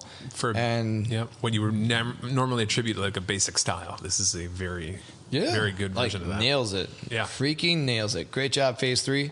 I will All right. say they're definitely one of the best upcoming breweries around right now, probably in the country. Where are they out of? This guy makes fantastic stouts. Out of Illinois, outside of Chicago, maybe a little Lake Zurich. Zurich. All right. Well, since Josh, you gave us this beer, how about you share your favorite beer of 2020? I will share my favorite beer. I kind of have 3 written down. Best one I probably had was Anchorage Blessed. It is a big, bad barrel-aged stout blended with another barrel-aged stout. Anchorage makes some of the best stouts out there. Freaking pricey. I didn't know that. $50 for this bottle. They're out of Alaska. That forgotten state. I know Anchorage Brewing, and then I know Midnight Sun Brewing out of Alaska because my sister used to live. Then there's Alaskan Brewing. There is. I didn't know they were part of Alaska. Right, they probably aren't. I thought they were in that Montana state. Flint, Michigan. So my favorite was water's Anchorage good. Blessed. It also had Madagascar, vanilla, and coconut. Super decadent. I will say another stout I had was my pal Duddy shared a Phase 3 Unoa Batch 1. It's a peanut butter marshmallow barrel-aged imperial stout. Oh, hell yes. Yeah, it was insane. And some of their beers are trading right now for Toppling Goliath's KBBS, which is like the most sought-after stout. You know, that stout has sold a 12-ounce bottle for over $1,000 before. Holy shit. And so these guys, bomber stouts, are on that level. They're saying, stupid, yeah, I'm not paying that. Neither is most people. Right. But that's just how good this. I mean, if somebody wanted to buy it that's for us, how, let's say. yeah. That's how good. That's fine. I mean, if Phase 3 would like to send us some beer, Okay. you know. Either way, we are bringing them to a Drafty Cellar now. I'm really happy about that. Stop on in, Watertown, Do it, Wisconsin. Watertown. All right. So the top one was, again, Anchorage Blessed, followed by Phase 3 Unoa Batch 1, and then another one last January when you could travel. We went to Tampa, Hidden Springs, Big Guava Energy. Check out the Troop. There's a really good episode of the entire Florida trip. Oh, yeah. That's Lots right. of beer talk. There's so much to see and drink out in Florida in the Tampa area. Cigar City, baby. Oh, yeah, Cigar. Arcane Ale Works is amazing. I can't wait to have some beer from them again someday. Bradley James Ward. Yeah, Brad. Bomb Pop Slush. I started working for a new brewery this year, Eagle Park, which is the brewery I've been wanting to work for since I moved to Milwaukee. Dreams come true. They do. That was the best thing that happened this year. The second thing To we'll all of talk us. about later. Bomb Pop Slush, overfruited sour ale with raspberry, lime, and sweet cherry. Now, I don't know if this is my favorite beer because not only was it perfect and I loved it, but it was also gone almost immediately, which it's one of those things where you know you don't have a lot of it, so you savor it more. Mm-hmm. If I were to have a Bomb Pop Slush freshly made today, I would gush and be crazy for it, but I might have a can still. that was a very big deal when this beer came out. The news stations talked about it on local Milwaukee news stations here, and we had a line. We sold through like a 30-barrel batch in a day and a half, so that doesn't happen often. Bomb Pop Slush, fucking loved it. I was lucky. I think you got me a can. That was very good. Yeah, do we have that on the podcast? I know I had at least one of those. I've had it once, I think, though. If there's anyone that's been listening that has paid attention to every beer we've mentioned in this podcast, let us know. That'd be a fun Wikipedia There's article, gotta be a but list. because Lord knows we haven't. Dylan, how about you, man? Well, I gotta give it up to my pal Cool Ice. Cool Ice was a beer from many years ago. Apparently, we don't even have to be in 2020 anymore, according to Tom. Well, a beer that you had in 2020. No, that's what I'm saying. Yeah. But I always have to say Cool Ice because I'm obstinate and awful and I suck. But Cool Ice was the best cheap beer you could ever get. I miss it dearly. It went Cool away. with a K? K Yeah. U with umlauts. Yes. And then, Cool Ice. Do you know who brewed it? No, it was like one of those ones where it was brewed in multiple places. Roundies. But I loved it. Aldi beer? I was in love with it. I bought it pretty much every other day, just a 4-pack, just to have it. It was one of my drinkable beers. Brad's had it before. You know what? You should get in contact with the the company and see if you can do a GoFundMe or like a Kickstarter and try to. People have tried. Oh, really? Now this beer is $2 for a 4-pack. Okay. And people got angry on the north side of Milwaukee when that shit wasn't rolling in anymore, and they were ready to burn some shit down, especially all the alkies up there. Are you kidding me? You get out of Cool Ice. I need Cool Ice, and then you have to pay a little bit more for hams. Come on, get out of here. Yep. And if I'm being serious though, I actually peeked at your list, Tom, and I literally have written down pistachio cream ale from Indeed Brewing Company. So I good. think, and Josh actually brought us a can of that today. Sitting out right now next. And I couldn't think of anything until I said, what did I drink most of while I was just hanging around this summer? And it was the pistachio cream ale. Without a doubt, it's got the most unique kind of, as Josh would say, I consider it crushable.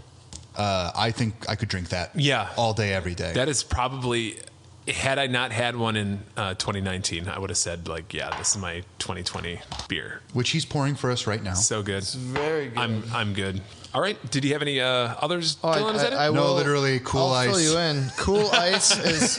KUHL. I'll fill you in. Cool Ice is brewed by City Brewing Company out of La Crosse, Wisconsin. And they stopped doing it because I don't remember specifically. One of my local corner shop guys was telling me that it had to do with like licensing, and they were told It was too cool. Yeah, they were making it too cheap, and Oh, wow. they weren't really turning the profits they needed, but they still were so popular they would run out all the time. And I guess that's the Kaputski. Someone higher up tells you what to fucking do, and you've got to fucking do it. That's fucking life, man. Yeah, but if I could get a Kickstarter going, I would pay $4 a 4-pack. Oh, right here, All right. 24 packs, pitchers, $6.99 for We can get 24 some. packs. Wow. That's better than pitcher. Boxer. Damn. Yeah. Okay. Actually, I'd take a Boxer Light over a Miller Light any day. Yeah. I will go with, for my favorite beer, is Fluffo Sando by Pipeworks Brewing Company. Oh, that was a good one. What's that one?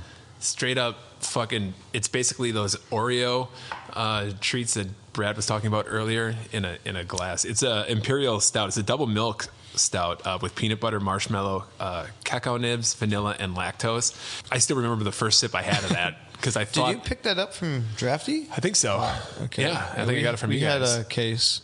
I was on a camping real trip, good. just sitting around a campfire. I'm like, all right, I guess I'll do a stout or whatever. Nailed the spot. And man, I took that first sip and I'm like, oh my, this is fucking so good. It is literally dessert. It's every like sweet in there. So I love that beer a lot, and that is my favorite. Go check it out. I don't know if it's seasonal or not. If you can get a hold of Pipeworks. Yeah, I think it's when they feel like it. Okay. So like probably every 9 months kind of thing. You will not be disappointed. They do their Jones Dog series, and then like that's another one that those oddball ones that they just make. Yep. Probably sooner than annually. And my runner-up was an Eagle Park beer called French Toast Booze for Breakfast. That's That was before I started by about a month. very good. Yes. Yeah. I drank a lot of that in 2020, and That I like was it better really than the good. original Booze for See, I like the Breakfast. regular better. I want you to know that my first day when I was working, I went into the beer cooler, and they're like, there's like a shelf of short fills. Just feel free to take what you want. And there was boxes of all of the bottle releases over the winter. Sure. I took many of them home. So I bet. Great beer. Yes. I'll give a shout out to their New Boot Scootin' Triple IPA. New Boot Goofin. New Boot New Book Gootin'. Guffin is Yeah. great. Which they were talking about for about 6 months beforehand. Those Mostly because they Lotus were excited about hops. the name more than like anything about the beer, because they love Reno 911. Yeah. See, I'd never seen Reno. I guess you just, if you get new boots, you go New Boot Goofin. Okay. And you have fun. Well, but- it was a very good beer, and Yeah. usually Lotus hops I know is Yeah. Sometimes you'll get an IPA from a really good brewery, and you're like, this, and Lotus hops. You're like, well, let's try it.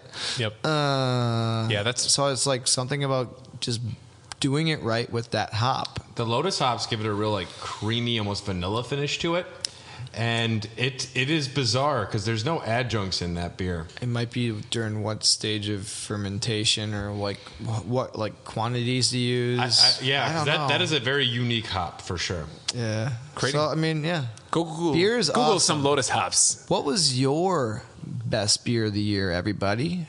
share. Let us know. The beer you're drinking right now Hair because the you love the Dogcast. Dogcast so much, Yes. perhaps?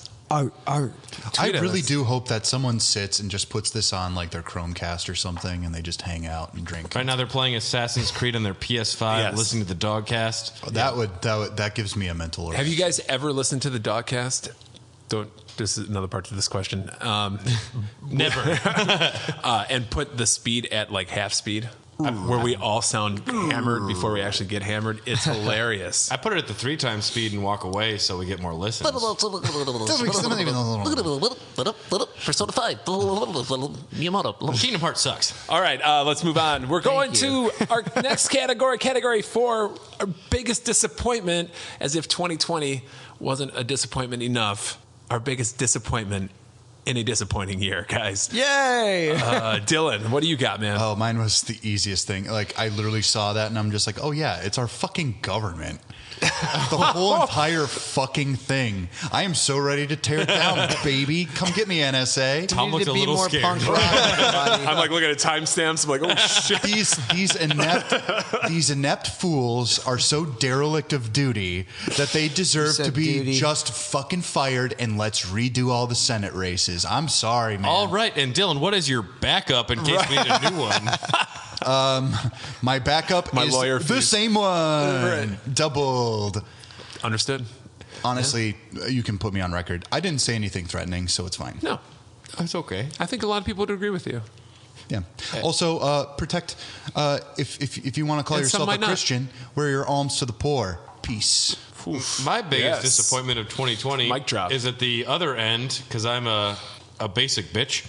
Yes, we are. My entire family was going to have a surprise trip for my nieces. We were going to go to Disney World for the first time for them. Oh. And it would have been Carly's first time in an airplane, her first time seeing the ocean. This was scheduled. We had all of the work off. We even had podcasted ahead of time, had everything scheduled out to where it would have been a Disney World trip. And we haven't had an entire day of breweries planned and brunch planned and everything. But brunch. this was literally a week after everything shut down for COVID was when we were supposed to go. So that all got canceled. And If I remember correctly, it got canceled while we were podcasting. it did. Yes. Yep. I pulled up my phone. I'm like, Disney World's canceled. And so it was disappointing. Not so much. I've been to Disney World. Disney World's cool. It would have been fun. I like amusement parks. But mostly it was disappointing because it would have been a week off. It would have been a huge adventure for who is now my fiance, Carly. We would have had a big trip, and it would have been fun because it was her first plane ride. And your first plane ride is great. Your 10th plane ride, it's monotonous as Gotta shit. get the wings though. She's gotta get those wings. Well, this ain't heavyweights. You don't always get the wings, you know. They don't let you. They don't thank let you you for meet calling the. I remember my Captain. first plane ride. I was 8 years old, and they let me meet the pilots. This was before. this was before 9/11, and then. And so, like, You're like, I was I just don't like, need to learn how to land. Well, at the Put 'em on my lap. At the time, I was really into World War II airplanes, like obsessively. You're the 8-year-old that comes in and you're like, did you fight the Luftwaffe with this one? I wouldn't have Why even don't known you how have to pronounce 4 that shit. wings? The Luftwaffles? But I would make little models. I would hang them up in my room. I had a ton of friends. Totally, I wasn't a completely alone child. But no, yeah, I was like the first time I got on an airplane, I'm like, oh shit, this is kind of cool. Yeah, and that's why when I do finally get Carly onto a plane, I'm going to take a $5 bill and slip it to the one of the attendants. Yep. Yeah, there you go. The flight attendants. And I will say, hey, it's her first time on a plane. Can we meet the pilot? You want to sit on my lap, little girl? Yeah. Can she fly the plane? Here's $5. I will go with something intrinsic to the podcast, I guess. The console launch of 2020, I thought was a major disappointment. Are you kidding? You have 2 of these things. He only opened one, though. But didn't even. It's because of people like me or people with bots and just the My general friend chaos. told me, a friend of mine, a listener, he said he wants to literally kill you because you have toys that you won't play with. Oh, well, That's a reasonable response, though. Play with tell me, them to bring them Tom. on. Play with I got a me. Dylan. I'm not gonna, I've been friends with him longer. No offense. I'm on his side. But more I'm so. on his side, too, man. Yeah. I went to Arby's in a drive-thru to get a Cuphead toy. They gave me 2 of them, and I gave you one of them. And you're like, I'm not taking it out of the bag. I'm like, are you joking? I need it back. And Tom just like, They had Cuphead toys? they did. Yeah, I had and no Tom idea. will literally not open it. Nobody and I'm called still me. pissed off I about just it. haven't opened it yet. That is the thing. You're going to open it when you sell it Okay. to somebody. How'd you Back Your to my Arby's food. back to my guys. My back biggest to my disappointment is Tom not opening my fucking Cuphead toy I gave him.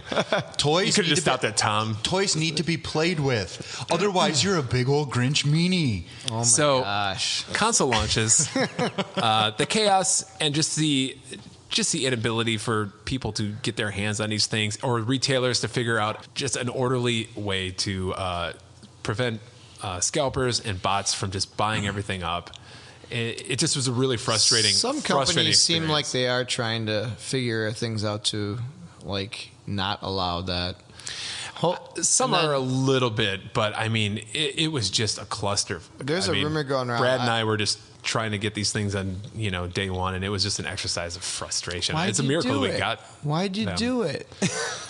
That's true. Josh, I don't know. I don't know. Just leave me alone. We need a little positivity and Josh, I'm right this there year. with you. So We're together. The Forever. only ones who make yeah, it that was my look a biggest sense. disappointment. My runner up was a holdover from 2019 because it came out after we had podcasted our 2019 best ofs, and that's Rise of Skywalker is my disappointment. That's fair. Is that? We'll count oh. that one because it actually That's you were the fifth. disappointed That's this the year. fifth one, right? Yeah. It wasn't from another year though. That's the fifth recent Star Wars movie, right? No, it's It's the the latest most one. Or is recent it the- terrible one. Okay, so I Yeah. thought that was way better than Han, and the third one was the Solo worst. was good. I like Solo. The I like third, Solo. the It's third good. was like maybe the worst Star Wars movie. I thought. I like The Last Jedi. I did not like The Force The Awakens. Last Jedi was the only thing I liked out of the new sequel trilogy. That was exactly, yep. Yep. Yeah, That's all. I like Force Awakens a little bit, but Last Jedi actually I thought We did should do some- a Force we should do Awakens. a- Rogue One kills everybody. We should do a Patreon dogcast just about Star Wars movies and nothing about video games, just for Patreon members. Dingy dingy. There you go. Honestly, yeah, I would love that. That'd be cool. Josh, your biggest disappointment? of Tom, 2020. getting COVID sucked, but fuck COVID. Oh yeah, we all got COVID. Yeah. Tom's talking about Star Wars. Wait. Josh's like, we got COVID, dude. Did you guys get COVID? Brad? No, Dylan and I have not gotten COVID. Congrats. I hope you don't. I have superior but fuck genes. COVID. It's okay. Let's go with what really matters. Levi's are great. Milwaukee Bucks got knocked out of the They're second off-brand. round of the playoffs, and Yeah, that was a Lakers won the championship. And when the Lakers win the championship, everybody loses. It's like being a Yankees fan. It's like when Tom Brady wins the championship, it means nothing. So it ruins that year. Sure. Yeah. Wow, I that's agree. I'm going Very with good. that. I'm going good with and that. succinct. God damn it. I'm going with that. But there's some light at the end of the tunnel, Tom. Oh, no. What? Next category. Okay, great. We're going off on a positive note. All right. Next category is the biggest surprise Can I go first? of 2020. You may, Josh. Giannis signs with the Milwaukee Bucks. Super max deal. You were surprised I was. because he had said that he was going to do it. That doesn't He's a mean man of his shit word. in this day and age. I was about 60-40. I thought he would. But when it happened, man, it felt like they won a championship. Just to have that sexy boy playing in a Milwaukee uniform for another 5 years, that meant a lot to me. Milwaukee is investing a lot of money into. We want to be a sports town. We want to have. Man, they need an NHL team. And I mean, Wisconsin. fuck any reason Wisconsin. there's We not. have Aaron Rodgers. We have Giannis, and the Brewers apparently are a baseball team that is around here. I They're- haven't heard too much. I hate guess. baseball, but the Brewers are a very relevant team almost Yeah. every other year. Yeah, they play baseball And well. they have no market. In a league, They do of that people baseball play thing. They need more Brewers baseball movies because I like baseball movies. I don't like baseball the sport. Mr. 3000. Yeah. Yeah, I didn't another care for major that league. Rookie of Major League Seven. we got Rookie of the Year. They did that in Milwaukee County Stadium. Yeah. Yep. What was that Bernie one? Mac. Yeah. Okay. I was going to ask like, what movie was where the kid is the manager of the baseball team. Little Big League Is that Little Big League? or Rookie of the Year. There's That Rookie- was Little Big League. Little Big Angels League. in I the love That's those the Minnesota shitty Twins, movies, right? Dude, those are hilarious when you watch them nowadays. The weird adult jokes that are squeezed in them. Rookie of the Year is the Man. best one though. All right, Dylan. Oh, biggest Sandlot? surprise? Biggest surprise. The biggest surprise is that I wasn't surprised, and I predicted all of this would happen eventually. All right, Brad. Nostradamus. Do you have Actually, no, like legitimately, that is my thing. Like I've been telling people, like stuff like this is coming, and everyone's like, "Yeah, sure, Dylan." Oh, the government acknowledged UFOs. Yeah. They acknowledged they don't You know. and my dad. Okay, I'm confused. What is your biggest Yeah. surprise? That you knew everything? That I'm his biggest getting- surprise was that he knew all of the surprises would eventually happen. Yeah. Well, my biggest surprise is that I was right about so much stuff. My biggest surprise is that Dylan was right about so much She's stuff. like, I'm not surprised. I mean, but to be am. honest with you, they just drop. Like I was texting people, and I'm like, see, they acknowledge UFOs. There are things in our airspace that we don't know what they are, and we don't know how to deal with them. And it's also just like, I don't know, like what am I going to be right about next?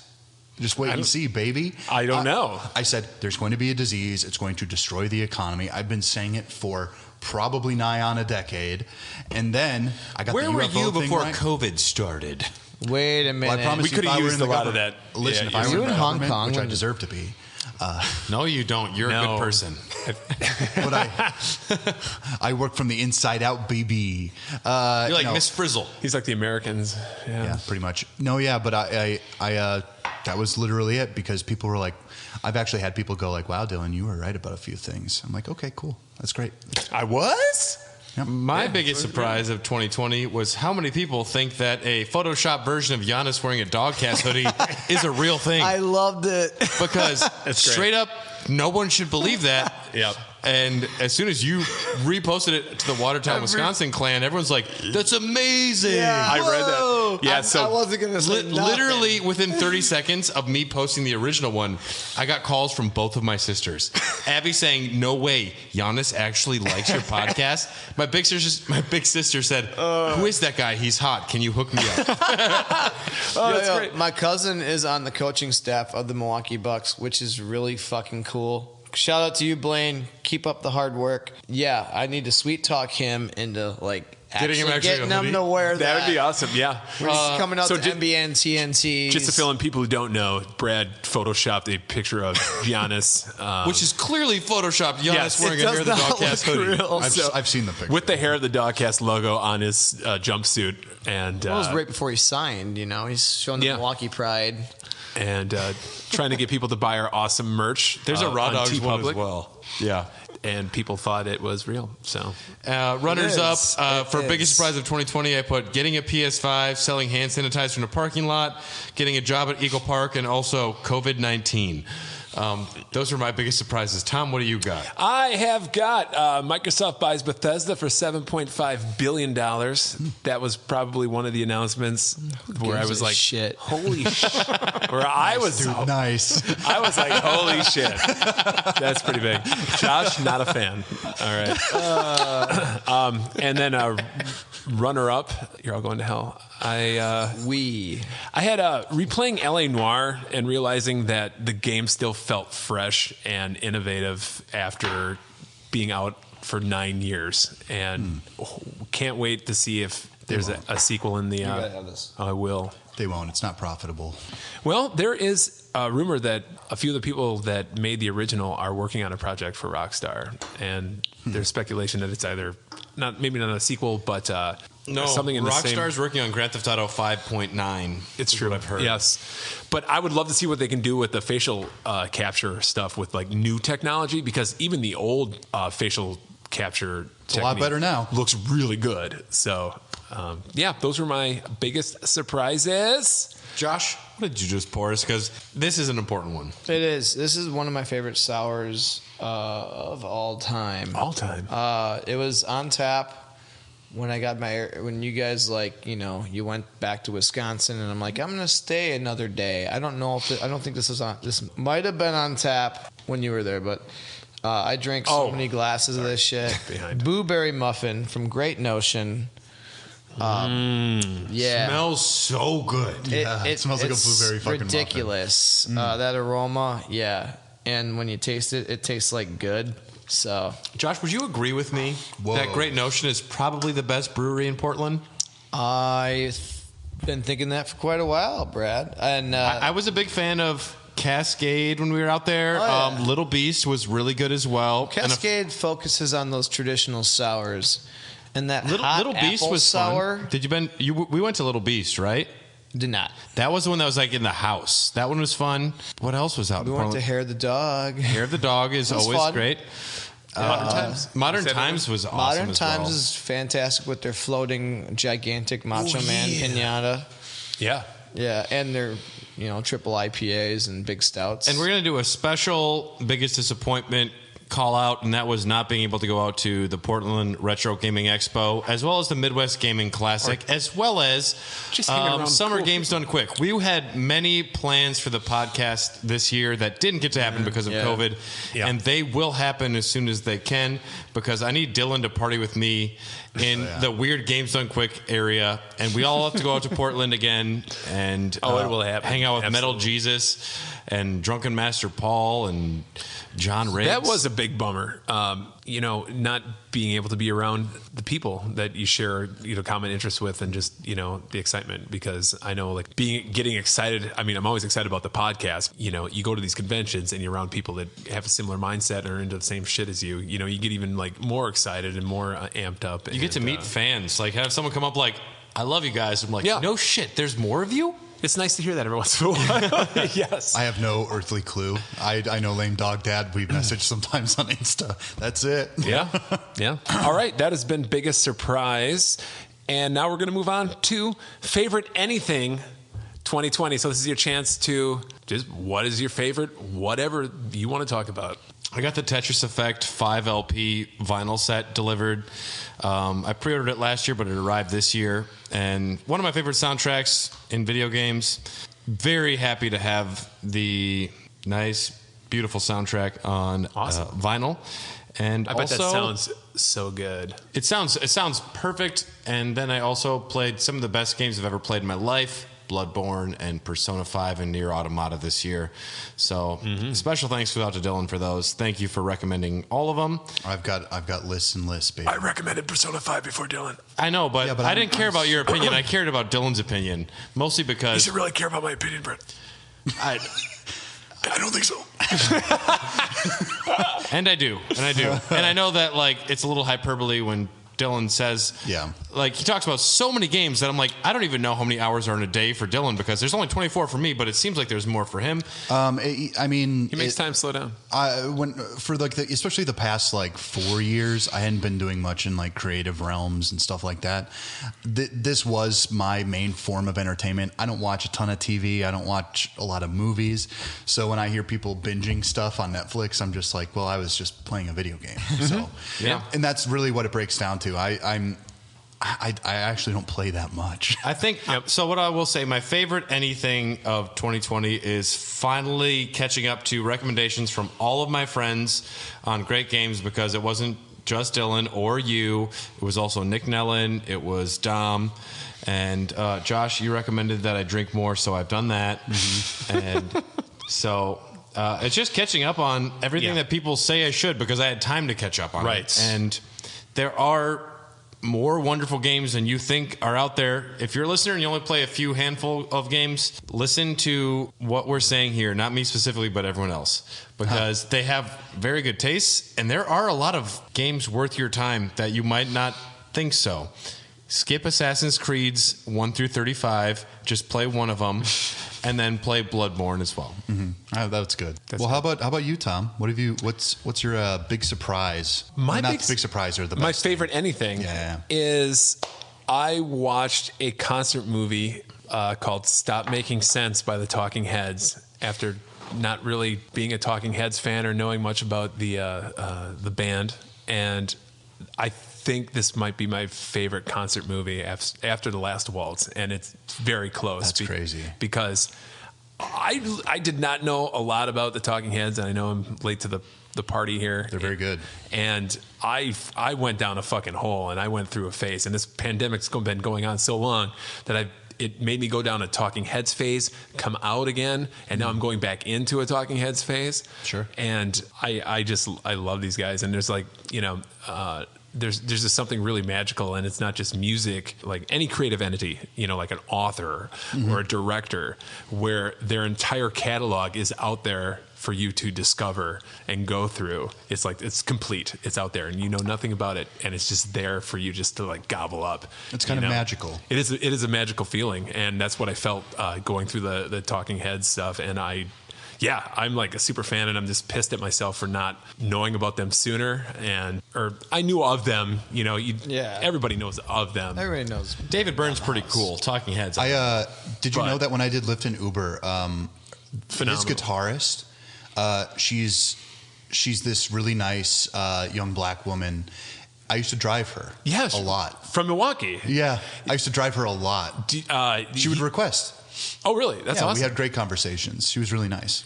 David Byrne has a newer HBO concert movie from his latest tour, and that is also phenomenal. If you guys ever watch that, the whole band is on stage. It's like a marching band. Everyone's playing like a dancing around. He had like an entire art installation where it was an entire building in Minneapolis that was tuned to be an instrument. Okay. David Byrne is legitimately a genius, kind of weirdo. He's autistic.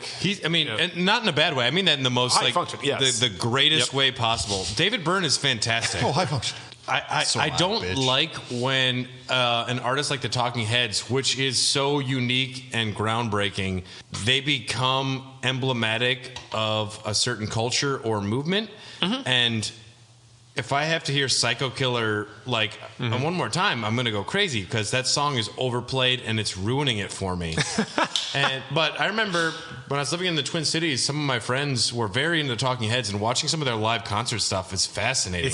I love it. Because David Byrne is a genius. And I remember when he was teaming up with I forget the modern female artist's name. You probably know.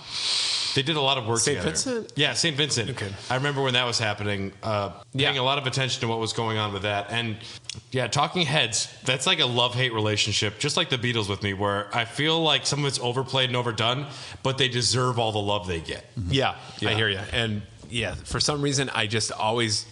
I was devoid of just the overplaying fact. All I remember as a kid growing up, I'm like, oh, that's the band that Weird Al really likes, and he does a couple style parodies of them that I didn't really care for. So what were Weird Al's style parodies called? One's called Dog Eat Dog, off of Dare to Be Stupid. And if you listen to it, you're like, oh, this is him just being a Talking Heads. I gotta listen to these as soon as I go home. Yes. Yeah. So that is my favorite anything. And then my runner-up is a book by Rob Paulson, the voice actor. It's an autobiography called Voice Lessons, and cool. I completely recommend that.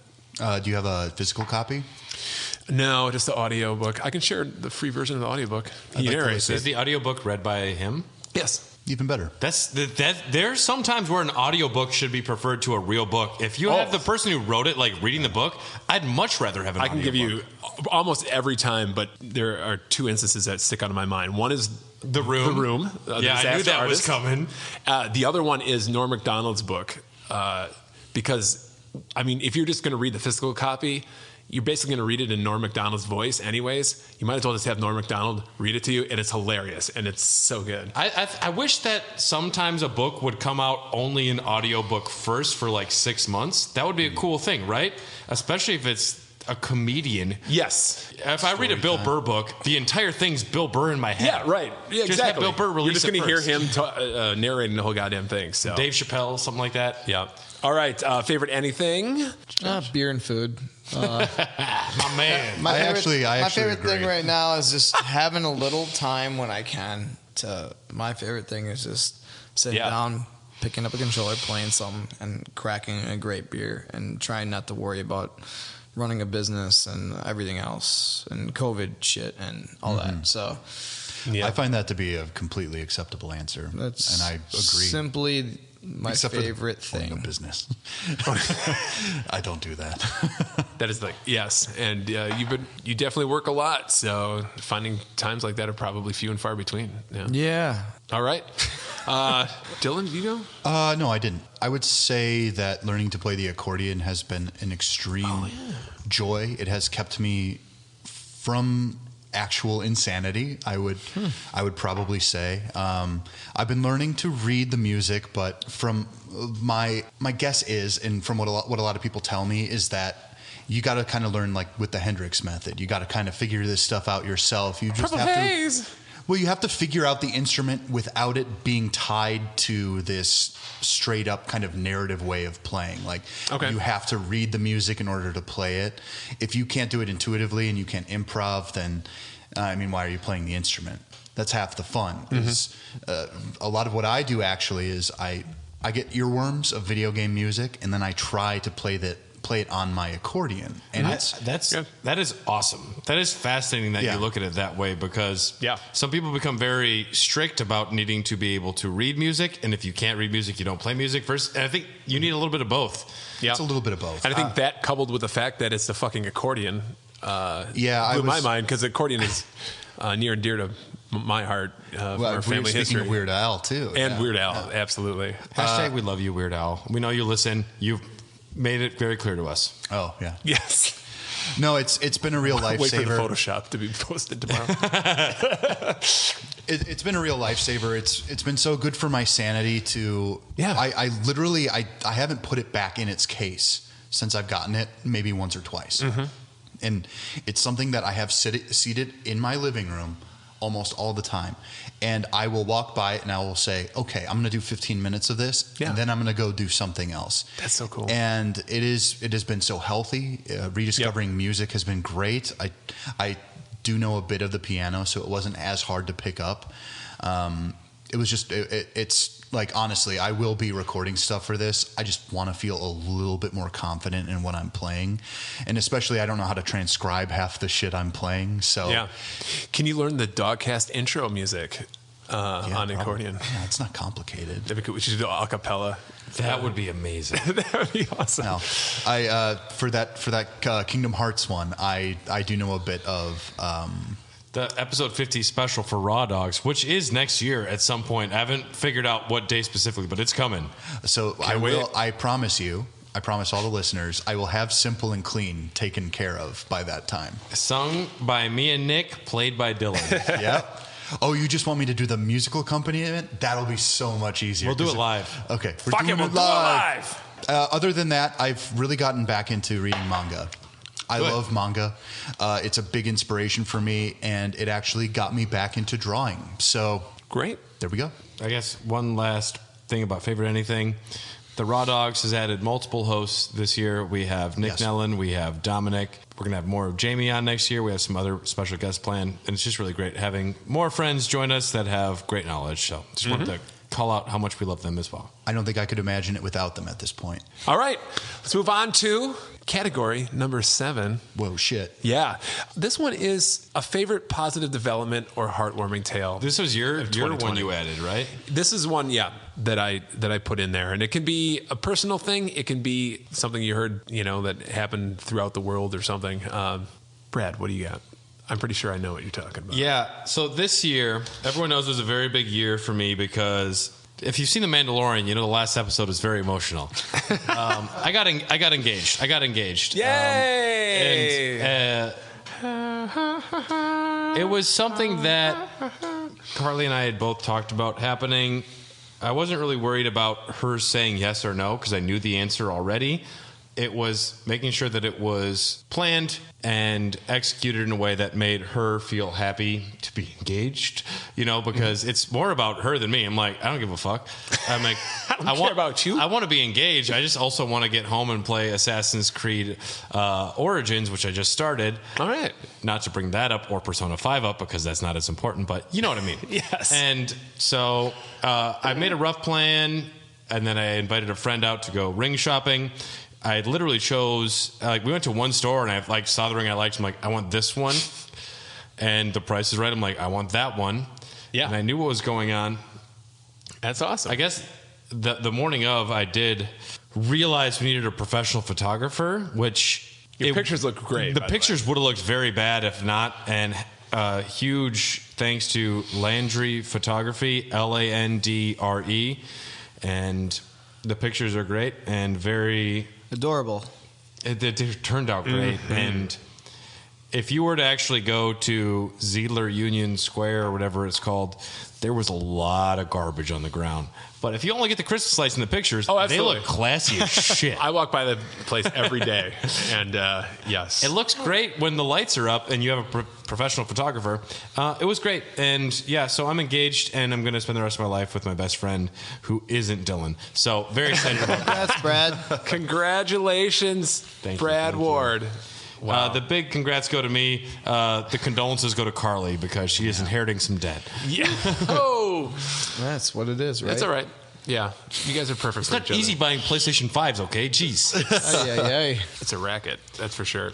Josh, what do you got, man? Well, I'll go back to Brad. His My engagement? no, his coworker got robbed, and Brad raised money for an Xbox, the new one for him. So, cheers to him for putting that work in.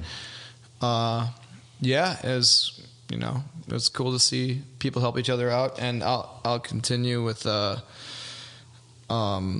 thanking everyone for supporting my business. Like, considering the shit times we're in, like, sometimes I just want to tear up like a little bitch and just show my gratitude and thanks for everyone who's like doing the extra mile to buy a couple extra beers because they know, like, well, clearly, like, I have a lot of clientele I haven't seen since March.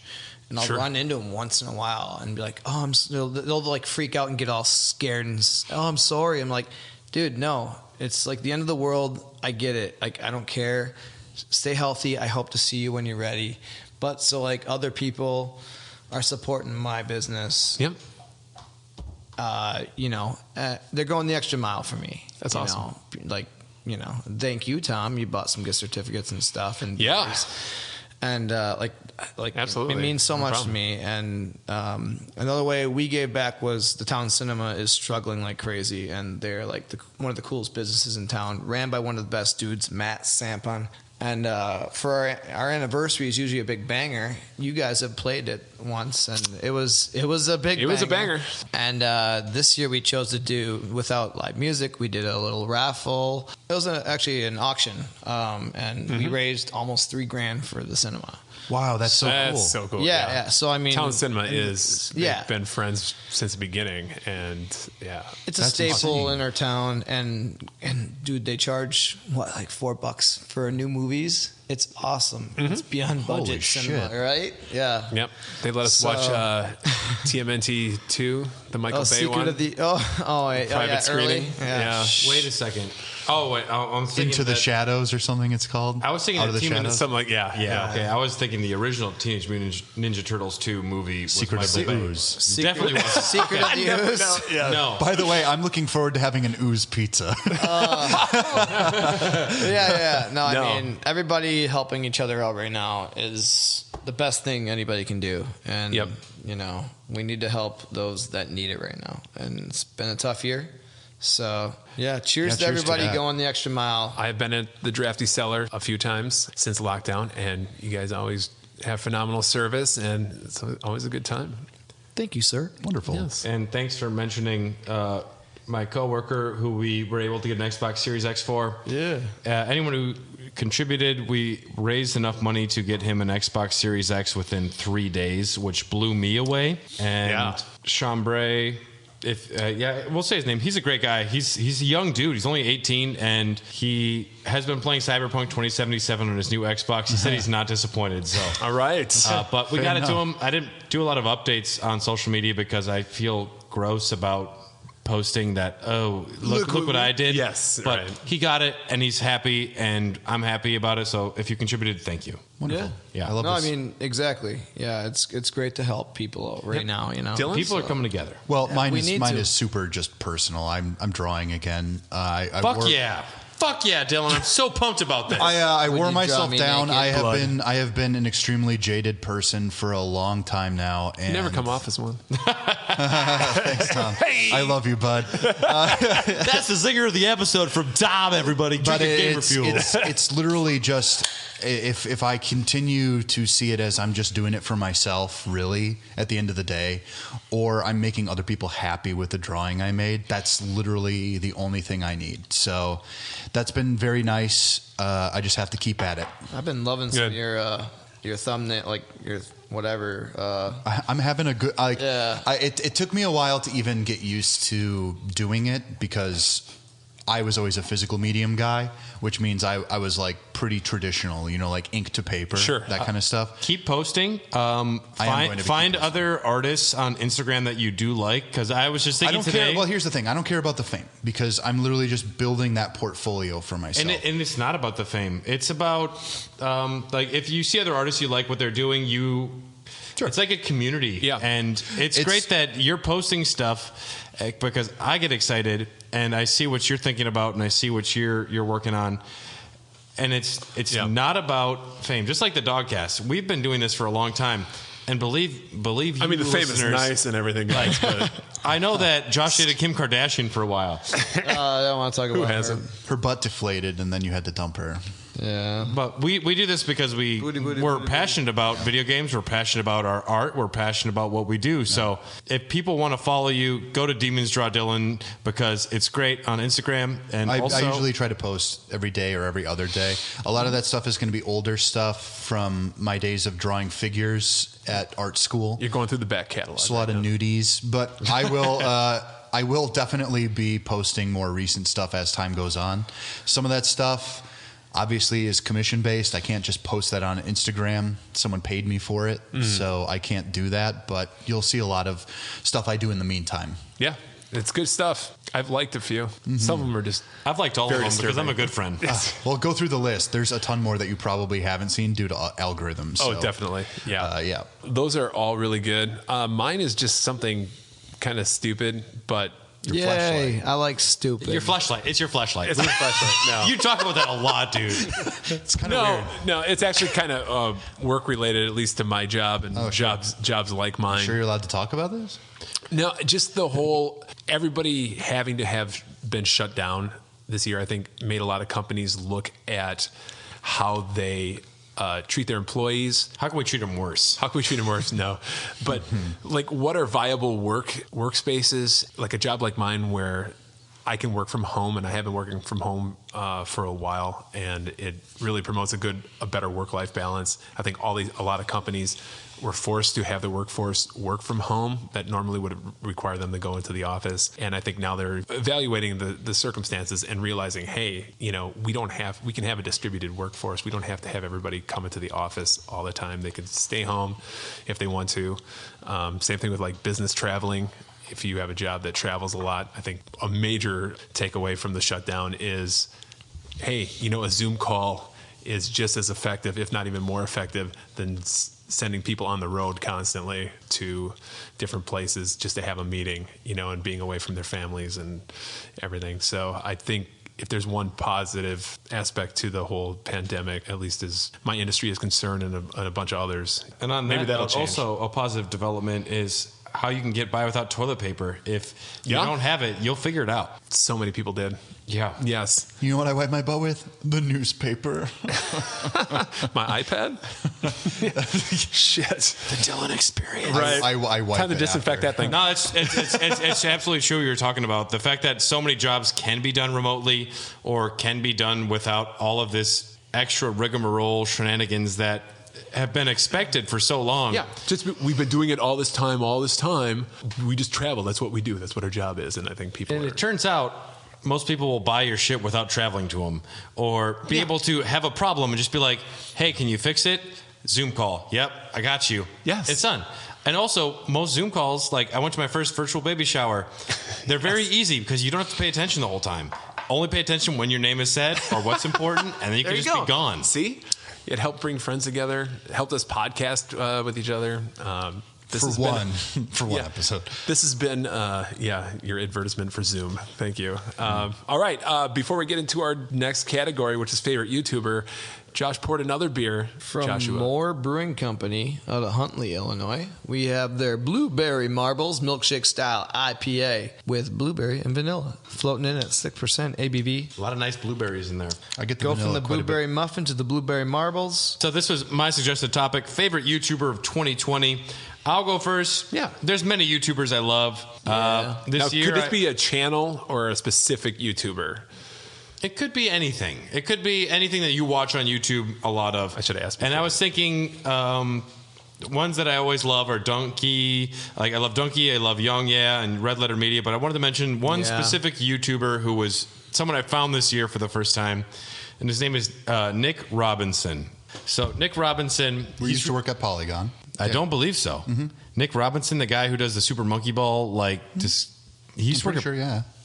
I'm Googling this right now. Josh, talk about your favorite YouTuber while I look this up. I got a handful of them. I'll give a shout out here, a couple shout outs, and then finish with my favorite. A shout out to John Riggs and his recent NES by the brand, like Taito. The rankings? I enjoy the shit out of those. Every time he throws one up, it's a quick 10, 15 minute watch. I'm like, you ranked I it see your that? face, I'd boy. rate it that. Pizza Sutra, some local guys. They review frozen pizza. It's Hell yeah. fun. I'm not a big wrestling guy anymore and haven't been for a long time, but I love OSW Review, Old School Wrestling Podcast. It's a YouTube show, very finely edited. I believe there are a few Irish lads, Irish, English, one of those. I can't remember which, but they're very well at what they do, and they're growing quite a bit because they're very good at what they do. They're funny as shit. They review old school wrestling pay-per-views and events, and honestly, I just usually laugh my ass off because there's a lot to laugh at. Yeah. And like I said, I'm not a big wrestling guy anymore. I loved it in like the late 90s, and I loved ECW, and then 2000s. No Attitude Era for you. No, like it was. I like the Attitude Era. Okay. It was done, I think.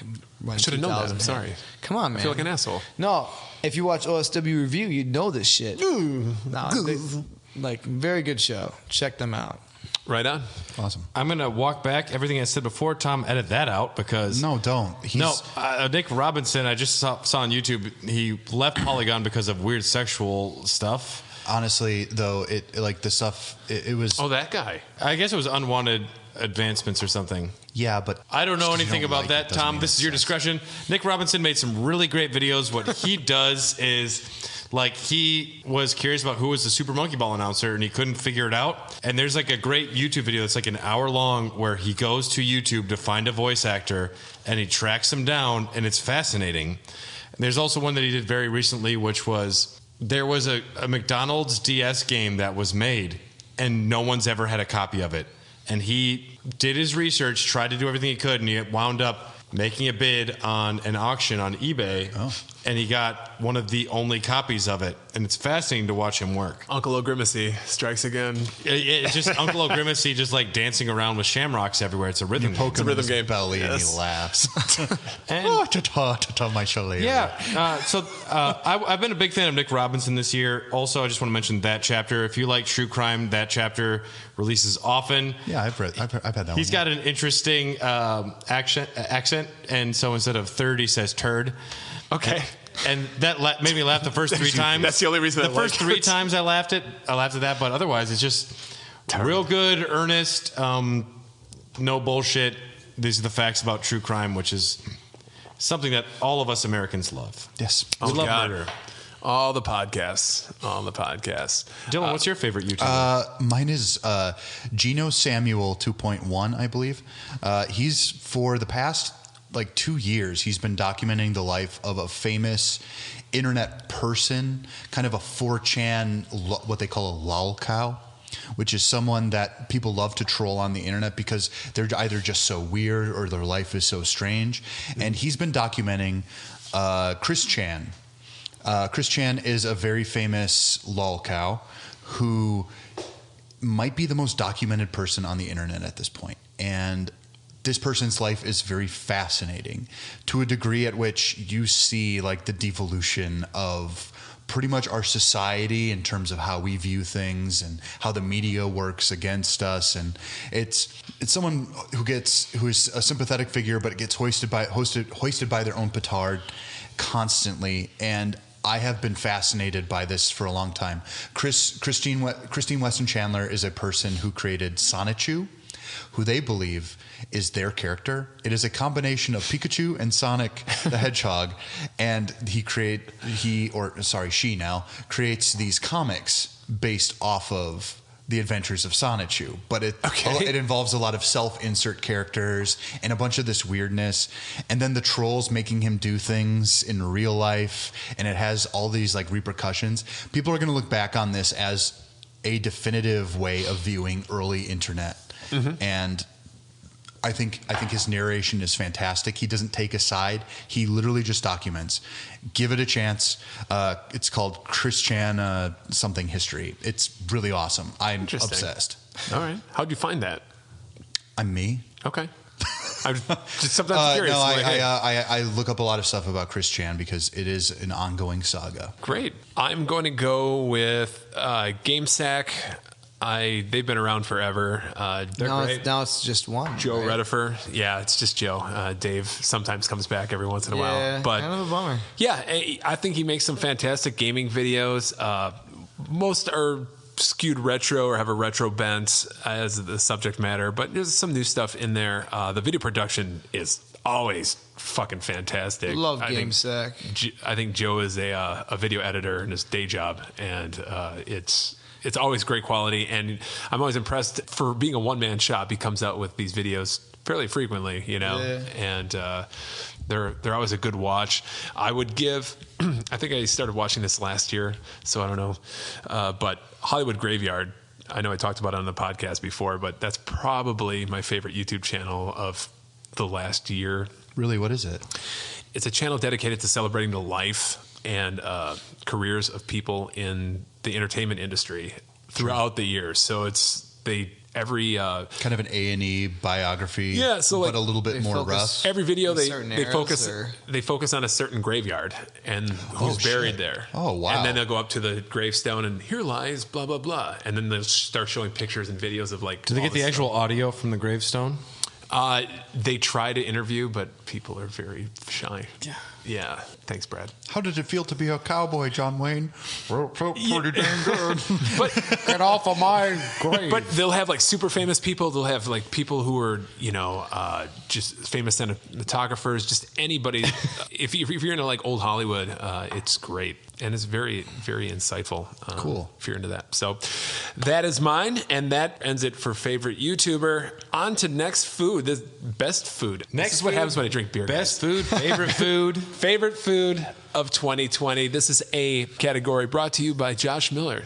Hi guys, I like of food. the DOGCast. So he's going to start out. Favorite food, Josh? Sure. He must have one. Favorite new food I had this year. You say ferret? Ferret new food. Fried ferret. I'm from that one those place critters. where I pronounce favorite like ferret. Ferret. But burrito tacos. Something that hasn't been in our area often until recently. Barilla. So it's like a seared, basically a taco, but seared on the grill and flat top. Sounds good. Fried up nicely, and you dip it in that beef consomme or whatever kind of like soup base kind of they use. Yeah, and it's very drippy, messy, and delicious. That sounds great. Yeah, actually. Maria's I want to know. In Watertown is doing that now, and my pal Alex, who runs the Drafty Cellar with me, picks them up downtown here. There's a place in Milwaukee. I think it's like Churros or Choriz taco truck. You'll have to post a link on that because I'm in. I love that shit. Apparently they're pretty busy. I will say the ones I've had at Maria's in town are better. Mm-hmm. But yeah, happy to have them in our area. Maria's has got some good shit. Yeah, for so sure. Good. Dylan? Mine is I have perfected poutine. And if someone gave me the money, I would literally open a truck. This is not a joke. I've had friends who are very picky about food eat my gravy and the curds that I get from my job and my French fries. And What kind of French fries? Just homemade ones? Or? I try to get the ones that kind of have like a batter texture Heck to them, yeah. because then they have a bit of a crunch to them. But you got to eat them right away. You cannot bring them home. You can't sog it. And I don't like plain ones. I don't like crinkle cuts. I don't like waffle fries or anything like that. I know what I'm getting. I like a nice season that I season myself. A little bit of basil, cayenne, all the cayenne. salt, pepper, all and the crap. right cheese curds.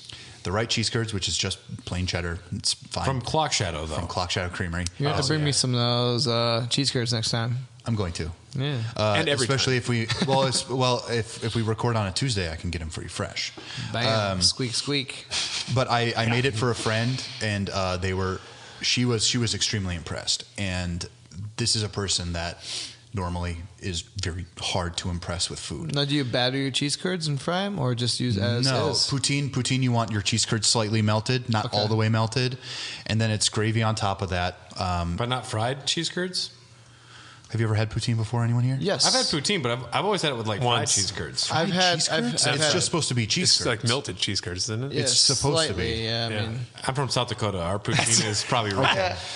So it's supposed to be just cheese curds. It's close enough. All I know is that there's a lot of gravy and some potatoes. That's all I know for I sure. love I have gravy bread. I don't know if I told you. Honestly, I'm debating calling myself King Gravy because I can whip up a gravy out of nowhere. I'm so good at gravy. KG, we'll call you.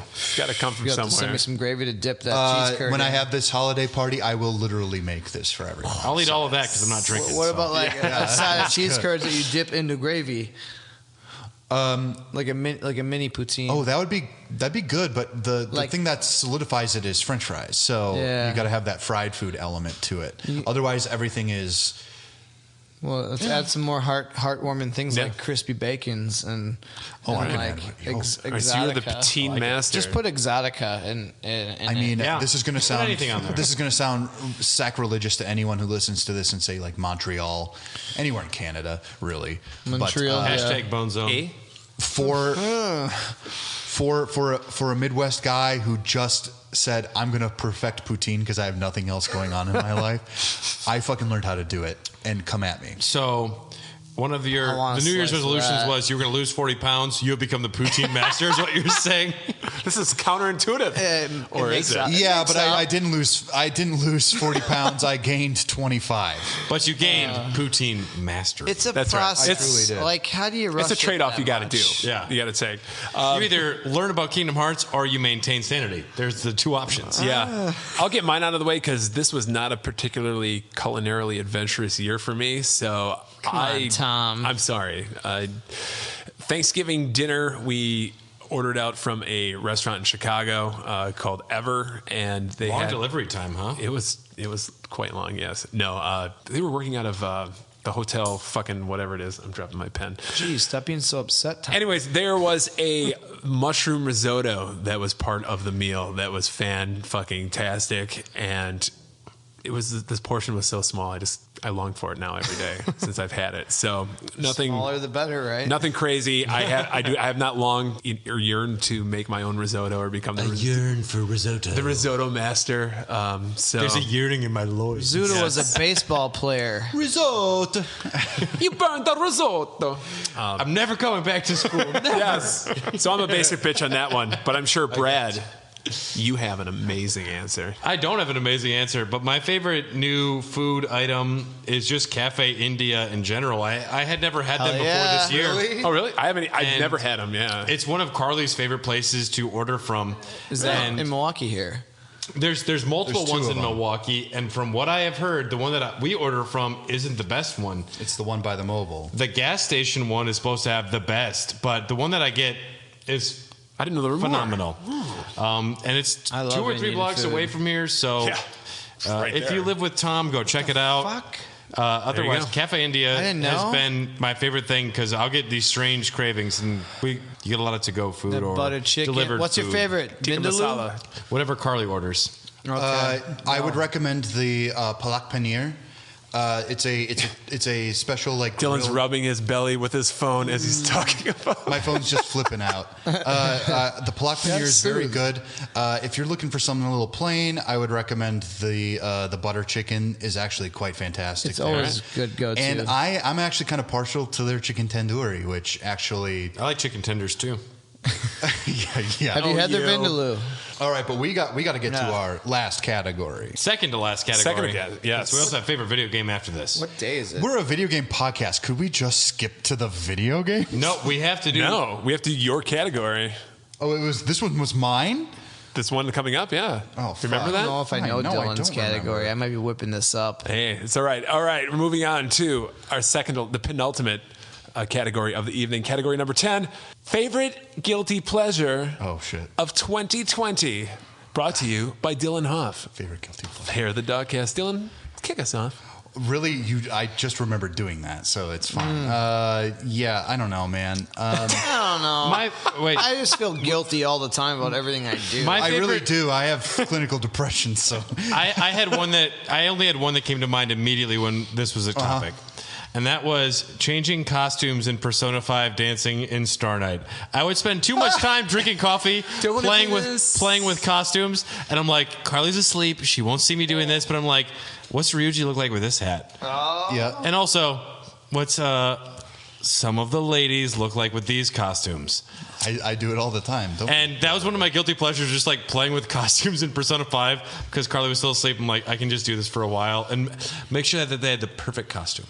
Mine is actually baths with a little bit of bath salt in there. I've been taking way too many baths. I just like sitting in a tub. Neat. And I have a beer next to me. I'm watching something on my phone. Yeah. And I'm just You need like, to pamper yourself, hell goddammit. yes. And it's been just like, why did I stop taking baths? Why? Because they called them dumb? They're not dumb. They're the coolest thing on earth. Do you light some candles? No, I don't go Bath that far. bomb? Put on some Enya? I usually watch I gotta like King do of a the bath Hill. bomb. I never That's been had my one of thing. those things. Yeah, the lady loves the bath bombs. All my girlfriends on the Instagrams and the Facebooks are always like, hey, I'm having a bath bomb tonight. And I'm like, oh, well, it's not directly to me. It's on their story. And I'm like, well, shit, I need to have a bath bomb. I need what a the fuck bath is bomb. that? Is it like a Wonder Ball? Those candies? You throw it in there and it just foams and fizzes. chocolate. It's a lot in of a wonder ball. It's a lot of scents and it's a lot of like salts and other aromatic things that usually It's essentially Ponzi you scheme. could, yeah, it's a Ponzi scheme. You should should just buy smoke like it. one bag of like really good product, or they'll like put it in a ball essential form. oils. Yes. And they'll give you a McDonald's Happy Meal toy I like for 10 lavender. times the price. Well, Dude. you can add that to the bath bombs. I never thought If you would want your ever own be Hair of the covered. Dogcast bathroom balls, go to tpublic.com. Oh my gosh. You gotta More have a Hair of the bath Dogcast bomb. content. There's demons on Instagram. I wish I had a bathtub. I'd take a bath, but not with you. you need to clean. There's your no shower. bathtub big enough for you, Tom. Tom, we could build one. It's true. It's called an Olympic-sized swimming pool, Tom. I couldn't trust you with It's a like a big bathtub. cattle trough. I couldn't trust you with a Old bathtub. West. Just get a big 55-gallon drum and like kneel into it. There you go. I'll do it. Have you seen your shower lately, Tom? You need to learn how to clean it. Yeah, Dylan took a shower before you got here, Tom. I don't know if you noticed that. Dylan, you're not supposed to. You were look asleep. down there. Yeah. Okay. I was very quiet. And yes, it is very dirty. We have keys to your house. Don't freak out. It'll get cleaned. I'm sorry, I failed you. Mine is I really went down another music hole with late '80s and early '90s country music playlists this year, and they've just been the perfect antidote for Name an artist. Clint Black. Yeah. Is that okay? Yeehaw, as they say. Where's your cowboy hat, Tom? I know you want.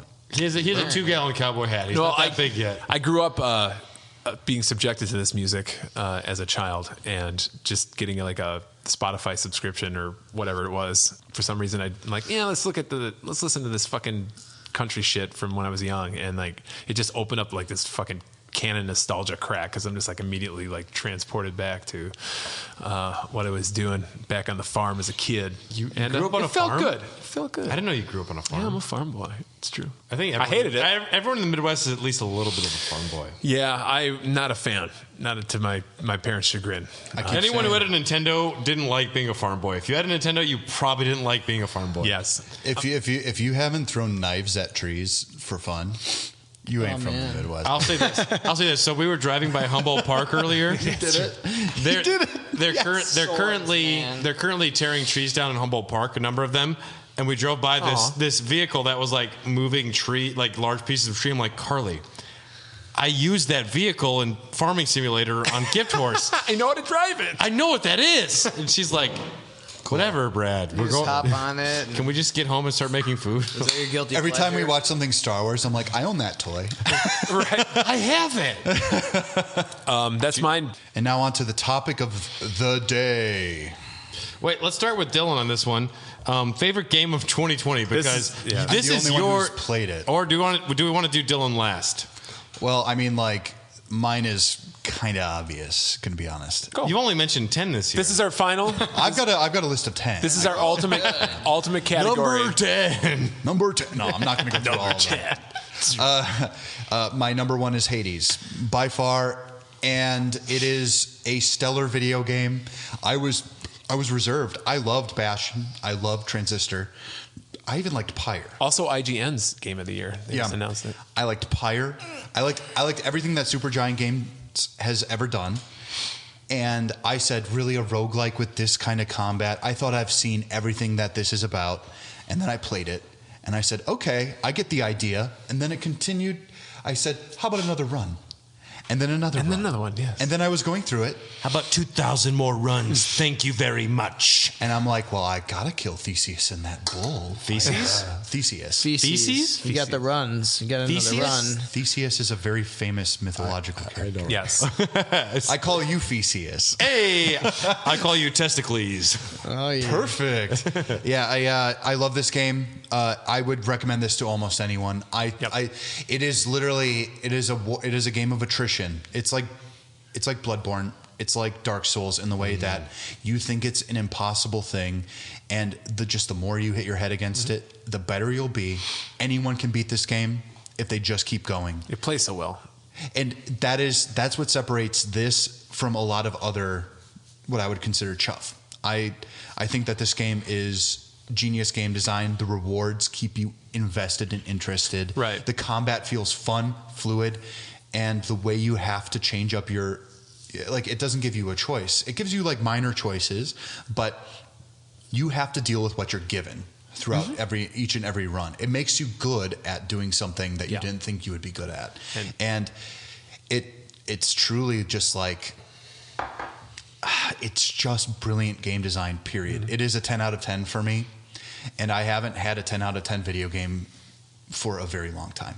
And I can't wait to see what they do next. Yeah. They're wonderful. I played a shit ton of the game myself, and I just love the fact I'm not very good at it, but the gameplay loop is just, it's undeniable.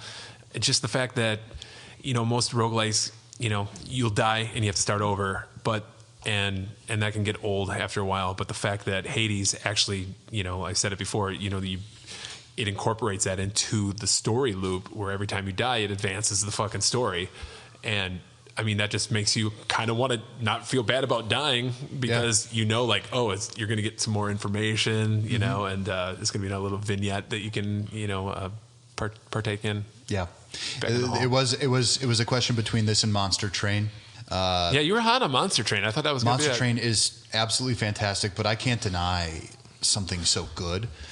I wanted to go against the grain and recommend something that a lot of people haven't played, but I have to conform with popular opinion on this. This game rules. You can still recommend runner-ups. Popular opinion is Last of Us 2. You're going for the right opinion, which is Hades. Well, but at the same time, I would have loved to have said Crusader Kings 3, which I dropped way too much time into. Literally, I'll come home from drinking with Matt, and I'll sit at the computer, and I'll just be like, and then I'm gonna marry this inbred whore. And then is Matt watching you while you're doing this? No. Okay. No, this is Facebook. What he's talking about. And so I would have loved to have said something else, but this is a game I could just play forever. Yeah. And I don't think that's not even an exaggeration. This is one of those games that it's set up like that. Yeah, its gameplay loop is so perfect. It's undeniable. The different weapons. When the game is done, it's not done. I'll feel. I'm very excited to pick it up myself. Yeah, because it's going to happen. There's no doubt. You do. Everyone's got to play it. Even you, Josh.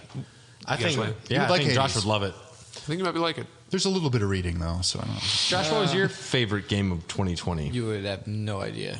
Doom Eternal?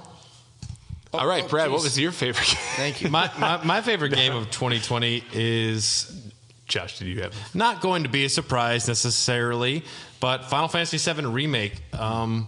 As far as Which I'm about to play for the first time.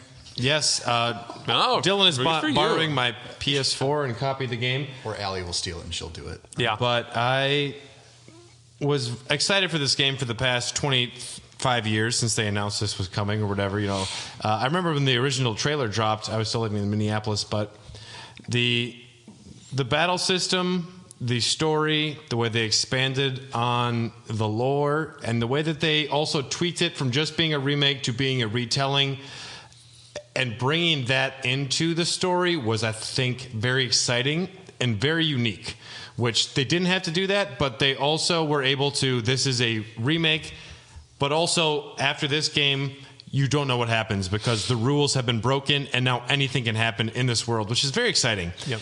And it's hitting on my nostalgia points, which it's kind of cheap and it's kind of easy to do. You give Cloud a big sword, you put Tifa there in a halter top. I'm excited, and that's okay. But expanding on Wall Market was great, and it works. And the way that they were able to touch on the cross-dressing elements of that was tasteful. The way that they were able to take things that were possibly vulgar or controversial, A little outdated, and modernize them Problematic. in a Yeah. way was refreshing. The soundtrack was great. The characters were great. It was wonderful talking to the voice actor for Barrett, John Eric Oh, yeah. Bentley. Yeah. And I couldn't say enough great things about the Final Fantasy VII Remake because, in my opinion, this was a perfect game for what it was. And it hit on all the points it needed to. It surprised me. It made me laugh. It made me happy. I didn't cry like with Baby Grogu and a helmet. But I really, this is my favorite for the game of the sequel. year. And I'm very much excited for the next one in 20 years when it comes out. But FF7 Remake, perfect Yeah. game. So happy with it. I'm excited to play it tonight. That one definitely ranked high up on my list as well. And yeah, I didn't even think I was that nostalgic for it until I started playing it. And I'm like, oh man, I'm getting the warm fuzzies. And God, that combat. It's that very combat's so good. The way the different characters all It's control. come a long way since Final Fantasy 15, baby. The weapon customization, how the different weapons even control. Did you That was say a it's- very great system versus in the original one, it's all about materia. This one, customizing your weapons is a very big aspect of what you're doing. I love that. And Great soundtrack. you're going to love it. Dylan, you're going to be very excited about it. I'm excited for you to play it. So this one's not turn-based. Josh, this is the first Final Fantasy game you might actually really like. You would actually probably like this I've game. had a lot of Just people skip the that cutscenes? are not you guys tell me that. And You know other people? I know 7 people. I've only heard tell rumors of other people. Right. So Laura and 3 others. I Oh, talk there's video. Alex. I talk video games He's at, got a at, dog. at Drafty all the time with people's. Yeah. Hey, Mark. Someone Miles mentioned sleeps Assassin's Creed when I was Yeah. bartending last night. And I was like, wait, what? And he's like, someone said my hoodie looked like that one video game. I'm like, oh, okay. I'm playing Origins. Did you have any runners up, Brad, that you would recommend to? runners up? I mean, since it doesn't have to be of 2020 because it can be any time. Yeah, go ahead. And you played it in 2020. Bloodborne, Persona 5. Nier Automata? I think I played Bloodstained for the first time this year. Did you? No, you couldn't have played it you played it last year. I don't know. It might have been. You did. It might have been. was my on game your of the If year. Carly was annoyed by it, I only was with Carly for a couple months last year, so it was probably this year. Myself in my shadow. You know all about it. Yeah. This year, Those I are don't, up. yeah, I don't know what I played from this year. Yeah, it's all right. I mean, yeah, those are all solid games. Miles Morales Spider-Man was phenomenal. Can't wait to play Fantastic, fucking great. Yeah, that came out, right? I want to play it. And Demon Souls will be my game of next year from this year. So maybe, we don't know. Right, back to you, Josh. Let's get the official. Oh, definitely Doom Eternal. And going by 2020, I did pick up Ghost of Tsushima, but I have not dived in yet. Obviously, I need to be dedicated and have a lot of time for that, which I'm hoping in a week from now. We have a few days. We're taking like a week off of work, so I'm gonna be binging some shit. Do it. But yeah, I can't wait to play that game. All right, Doom Eternal. Doom Eternal. It's more rip and tear. I know you guys didn't care for it, but like that's my shit. It's faster paced than the previous one, but the previous one was still so well done as it was.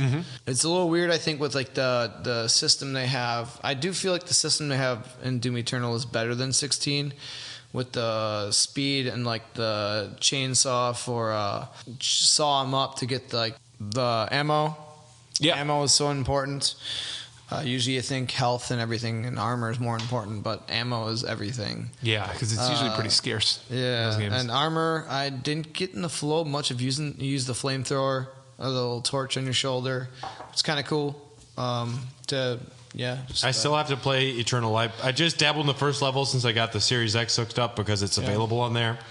But I like the soundtrack. What I want to do is have a night where I have off. And I won't annoy Carly because she'll be working. And then I can just crack open a couple of beers and just like, I'm going to play Doom Eternal for like 5 hours, loud volume. Yes. Yeah. Oh, yeah. It's definite. That's a definite. Volume is a must. Yep. Crank it up. I know Mick Gordon isn't the whole soundtrack. You can tell when it's him. You can tell when it's not. It's still really good. And you can tell some levels where it's like, oh, this isn't him, but like this is fucking awesome. Like this just fits. Yeah. I don't know. I think it's very well done, and I love the art. And it's hard sometimes, that's for sure. But you adapt. You guys, the platforming. Are you down with it? Platforming is sometimes like a lot of people acknowledge how bad the platforming is when it's bad. I want to see. But they don't acknowledge when it's good. I want to see a version of Doom Eternal, but it's actually done in the style of Mario Brothers 3. So it's actually a platformer. Oh God, no! Because if you've played get the raccoon tail, it's like a demon dick that you just like wave behind you to fly or something. So one of the things I'll say about this, because I played through probably half of it before I said, I'm not doing any more of these platforming challenges. There's nothing that makes me more upset than first-person games that make me do platforming because it's so hard to judge distance. It is kind of. But I loved the shooting. I loved how every encounter was like a puzzle because now the enemies have like these very specific weaknesses. Just focus on certain enemies over than others. You leave the weak ones sit so you can quickly saw them up and get the ammo refill. Exactly. It actually has a better system the way it's laid out, I think. Except I do think they need to lay out the platforming sometimes. And there's a couple of ones later on in the game that make you like rip your face off. Well, one of the things I'll say is like because I have to just immediately like the platforming is good. It's functional. It's super functional, and that's the thing I have to say. But then there are a few challenges that are a bit like, well, what the fuck? But if they were all the one, like, because when they were functional, I'm like, oh, I'm playing the video game. It's great. But then when you reach one certain one, it completely takes you out of the experience. It does. And that's my problem. You lose your flow. Okay. And it's like, for me, it was like 3-4 times in the game where it was like really fucking hard. And then there was one where I was like, holy shit. Like, you sit there and you're like, this is going to... And it took me probably 45 minutes to do a fucking little jumping thing. Oh, no. Spot to spot, to spot.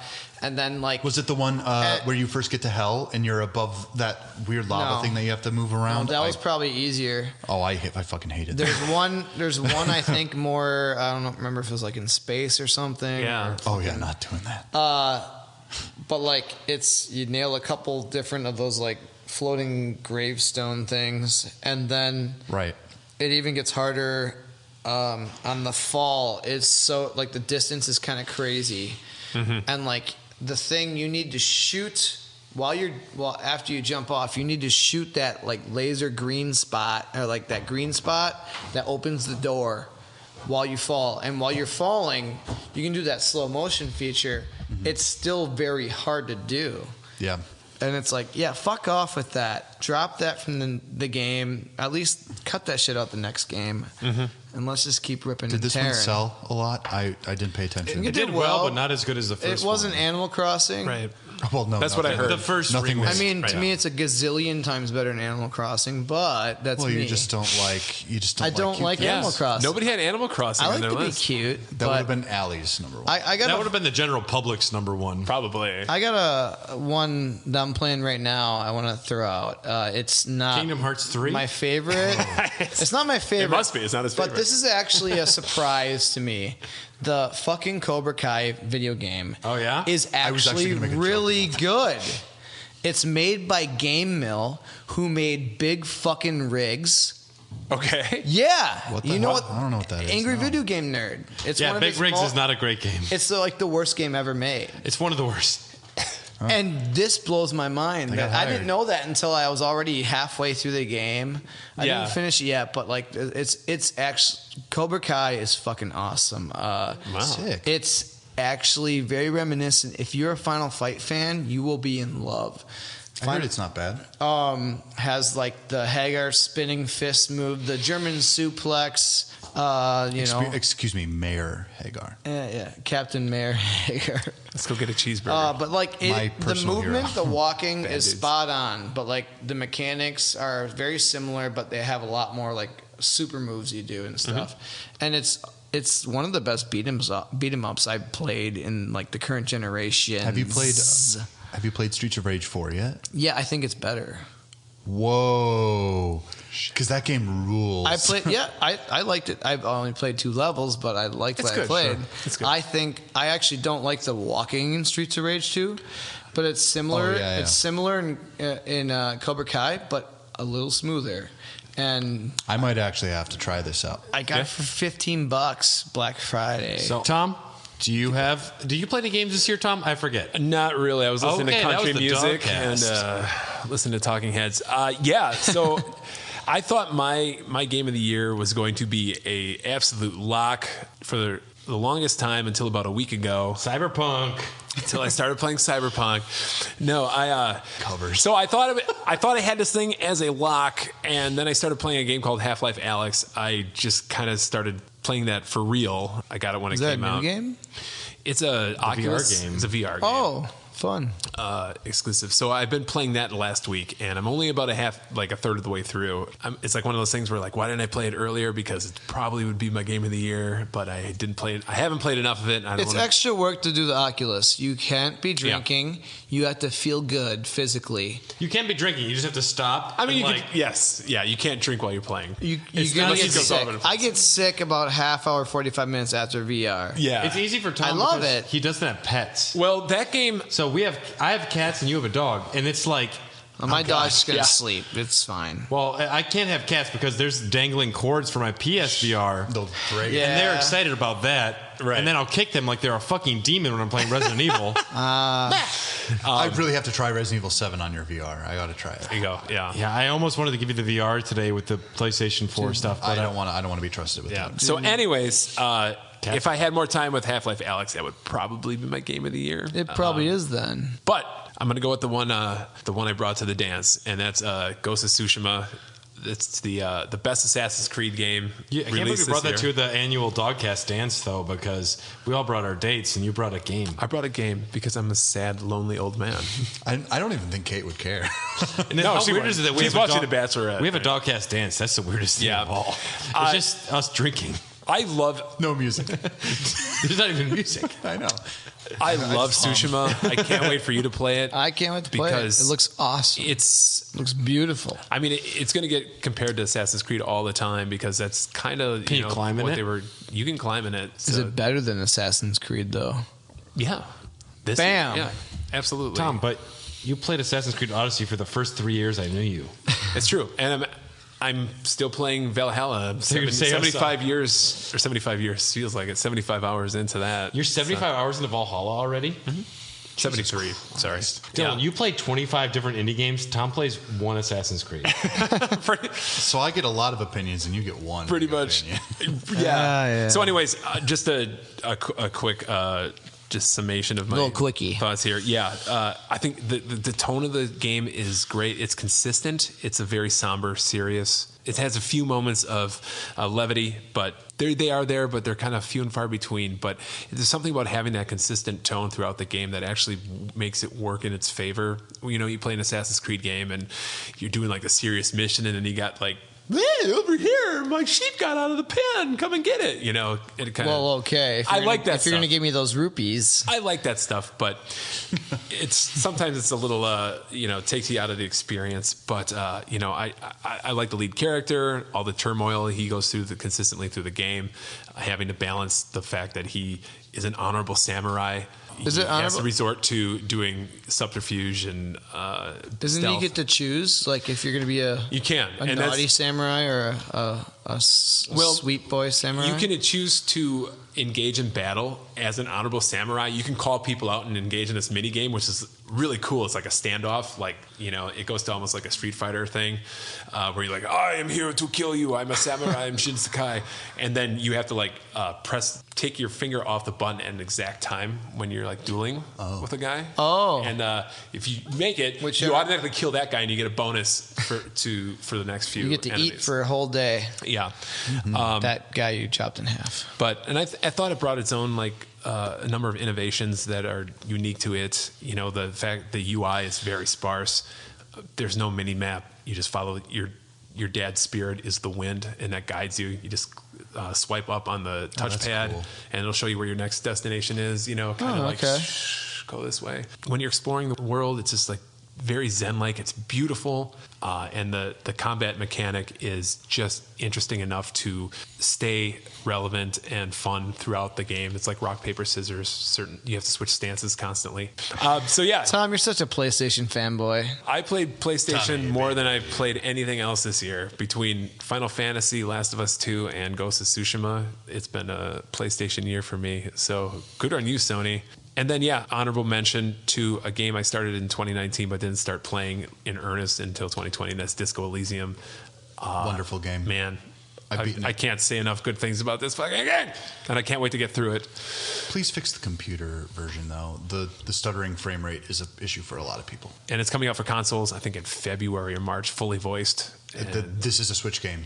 This is a good Switch game. I will be buying this a second time. Get it. Buy it. An honorable mention from me. Kentucky Route Zero came out with their final act. Was that this year already? It was this year, the beginning of the year? Yeah. It seems like I really like Kentucky Route Zero. If you want a game that's purely just a vibe, it's Kentucky Route Zero. All right. There you go. Well, guys, this has been the best of our 2020. It's the best. What a great year it's been, right? Yay. You guys are the best. You really are. And it's our last podcast of the year. And guys, I just want to say it's been a pleasure podcasting with you, as always, throughout the year. Looking forward to next year. It's our first year as a full unit. I think our full unit, yeah. It's been unit. Good. I have a great time with you guys. I appreciate your friendship. It does mean a lot to me, so I hope you guys understand. I mean, honestly, you guys are probably the people I see the most in this fucking pandemic. Right. Who else would you want to see? Exactly. Kate? Sure. Like I said, you guys are probably she needs quarters. Like I said, you guys are probably the guys I see the most. Or there's a coach in our house. Yes, and Kate. But no, thank you very much for all you do for the DOGCast. We'll see you next year. Hey, we'll see you next year. We love you so much. Thanks for listening. Yeah, thank you guys for listening. You know where to get a hold of us. hairofthedogcast@gmail.com. We'd love to hear your best 2020s. Any of these categories, any of your own categories. Just shout it out. What you've been doing. Throw it up. Let us know. Or add us at Twitter at Hot Dogcast. And eat our Instagram. Eat it at Hair of the Dogcast. Stick it. Eat it. And then Patreon. Bop it. Hair of the Dogcast. Go to patreon.com, Hair of the Dogcast. If you'd love to support, that'd be awesome. And thank you again to our executive producers, Mark Nino, Tyler Keller, Brian Ward, and the lot of you. So, thank you, y'all. From all of us, hey, yo.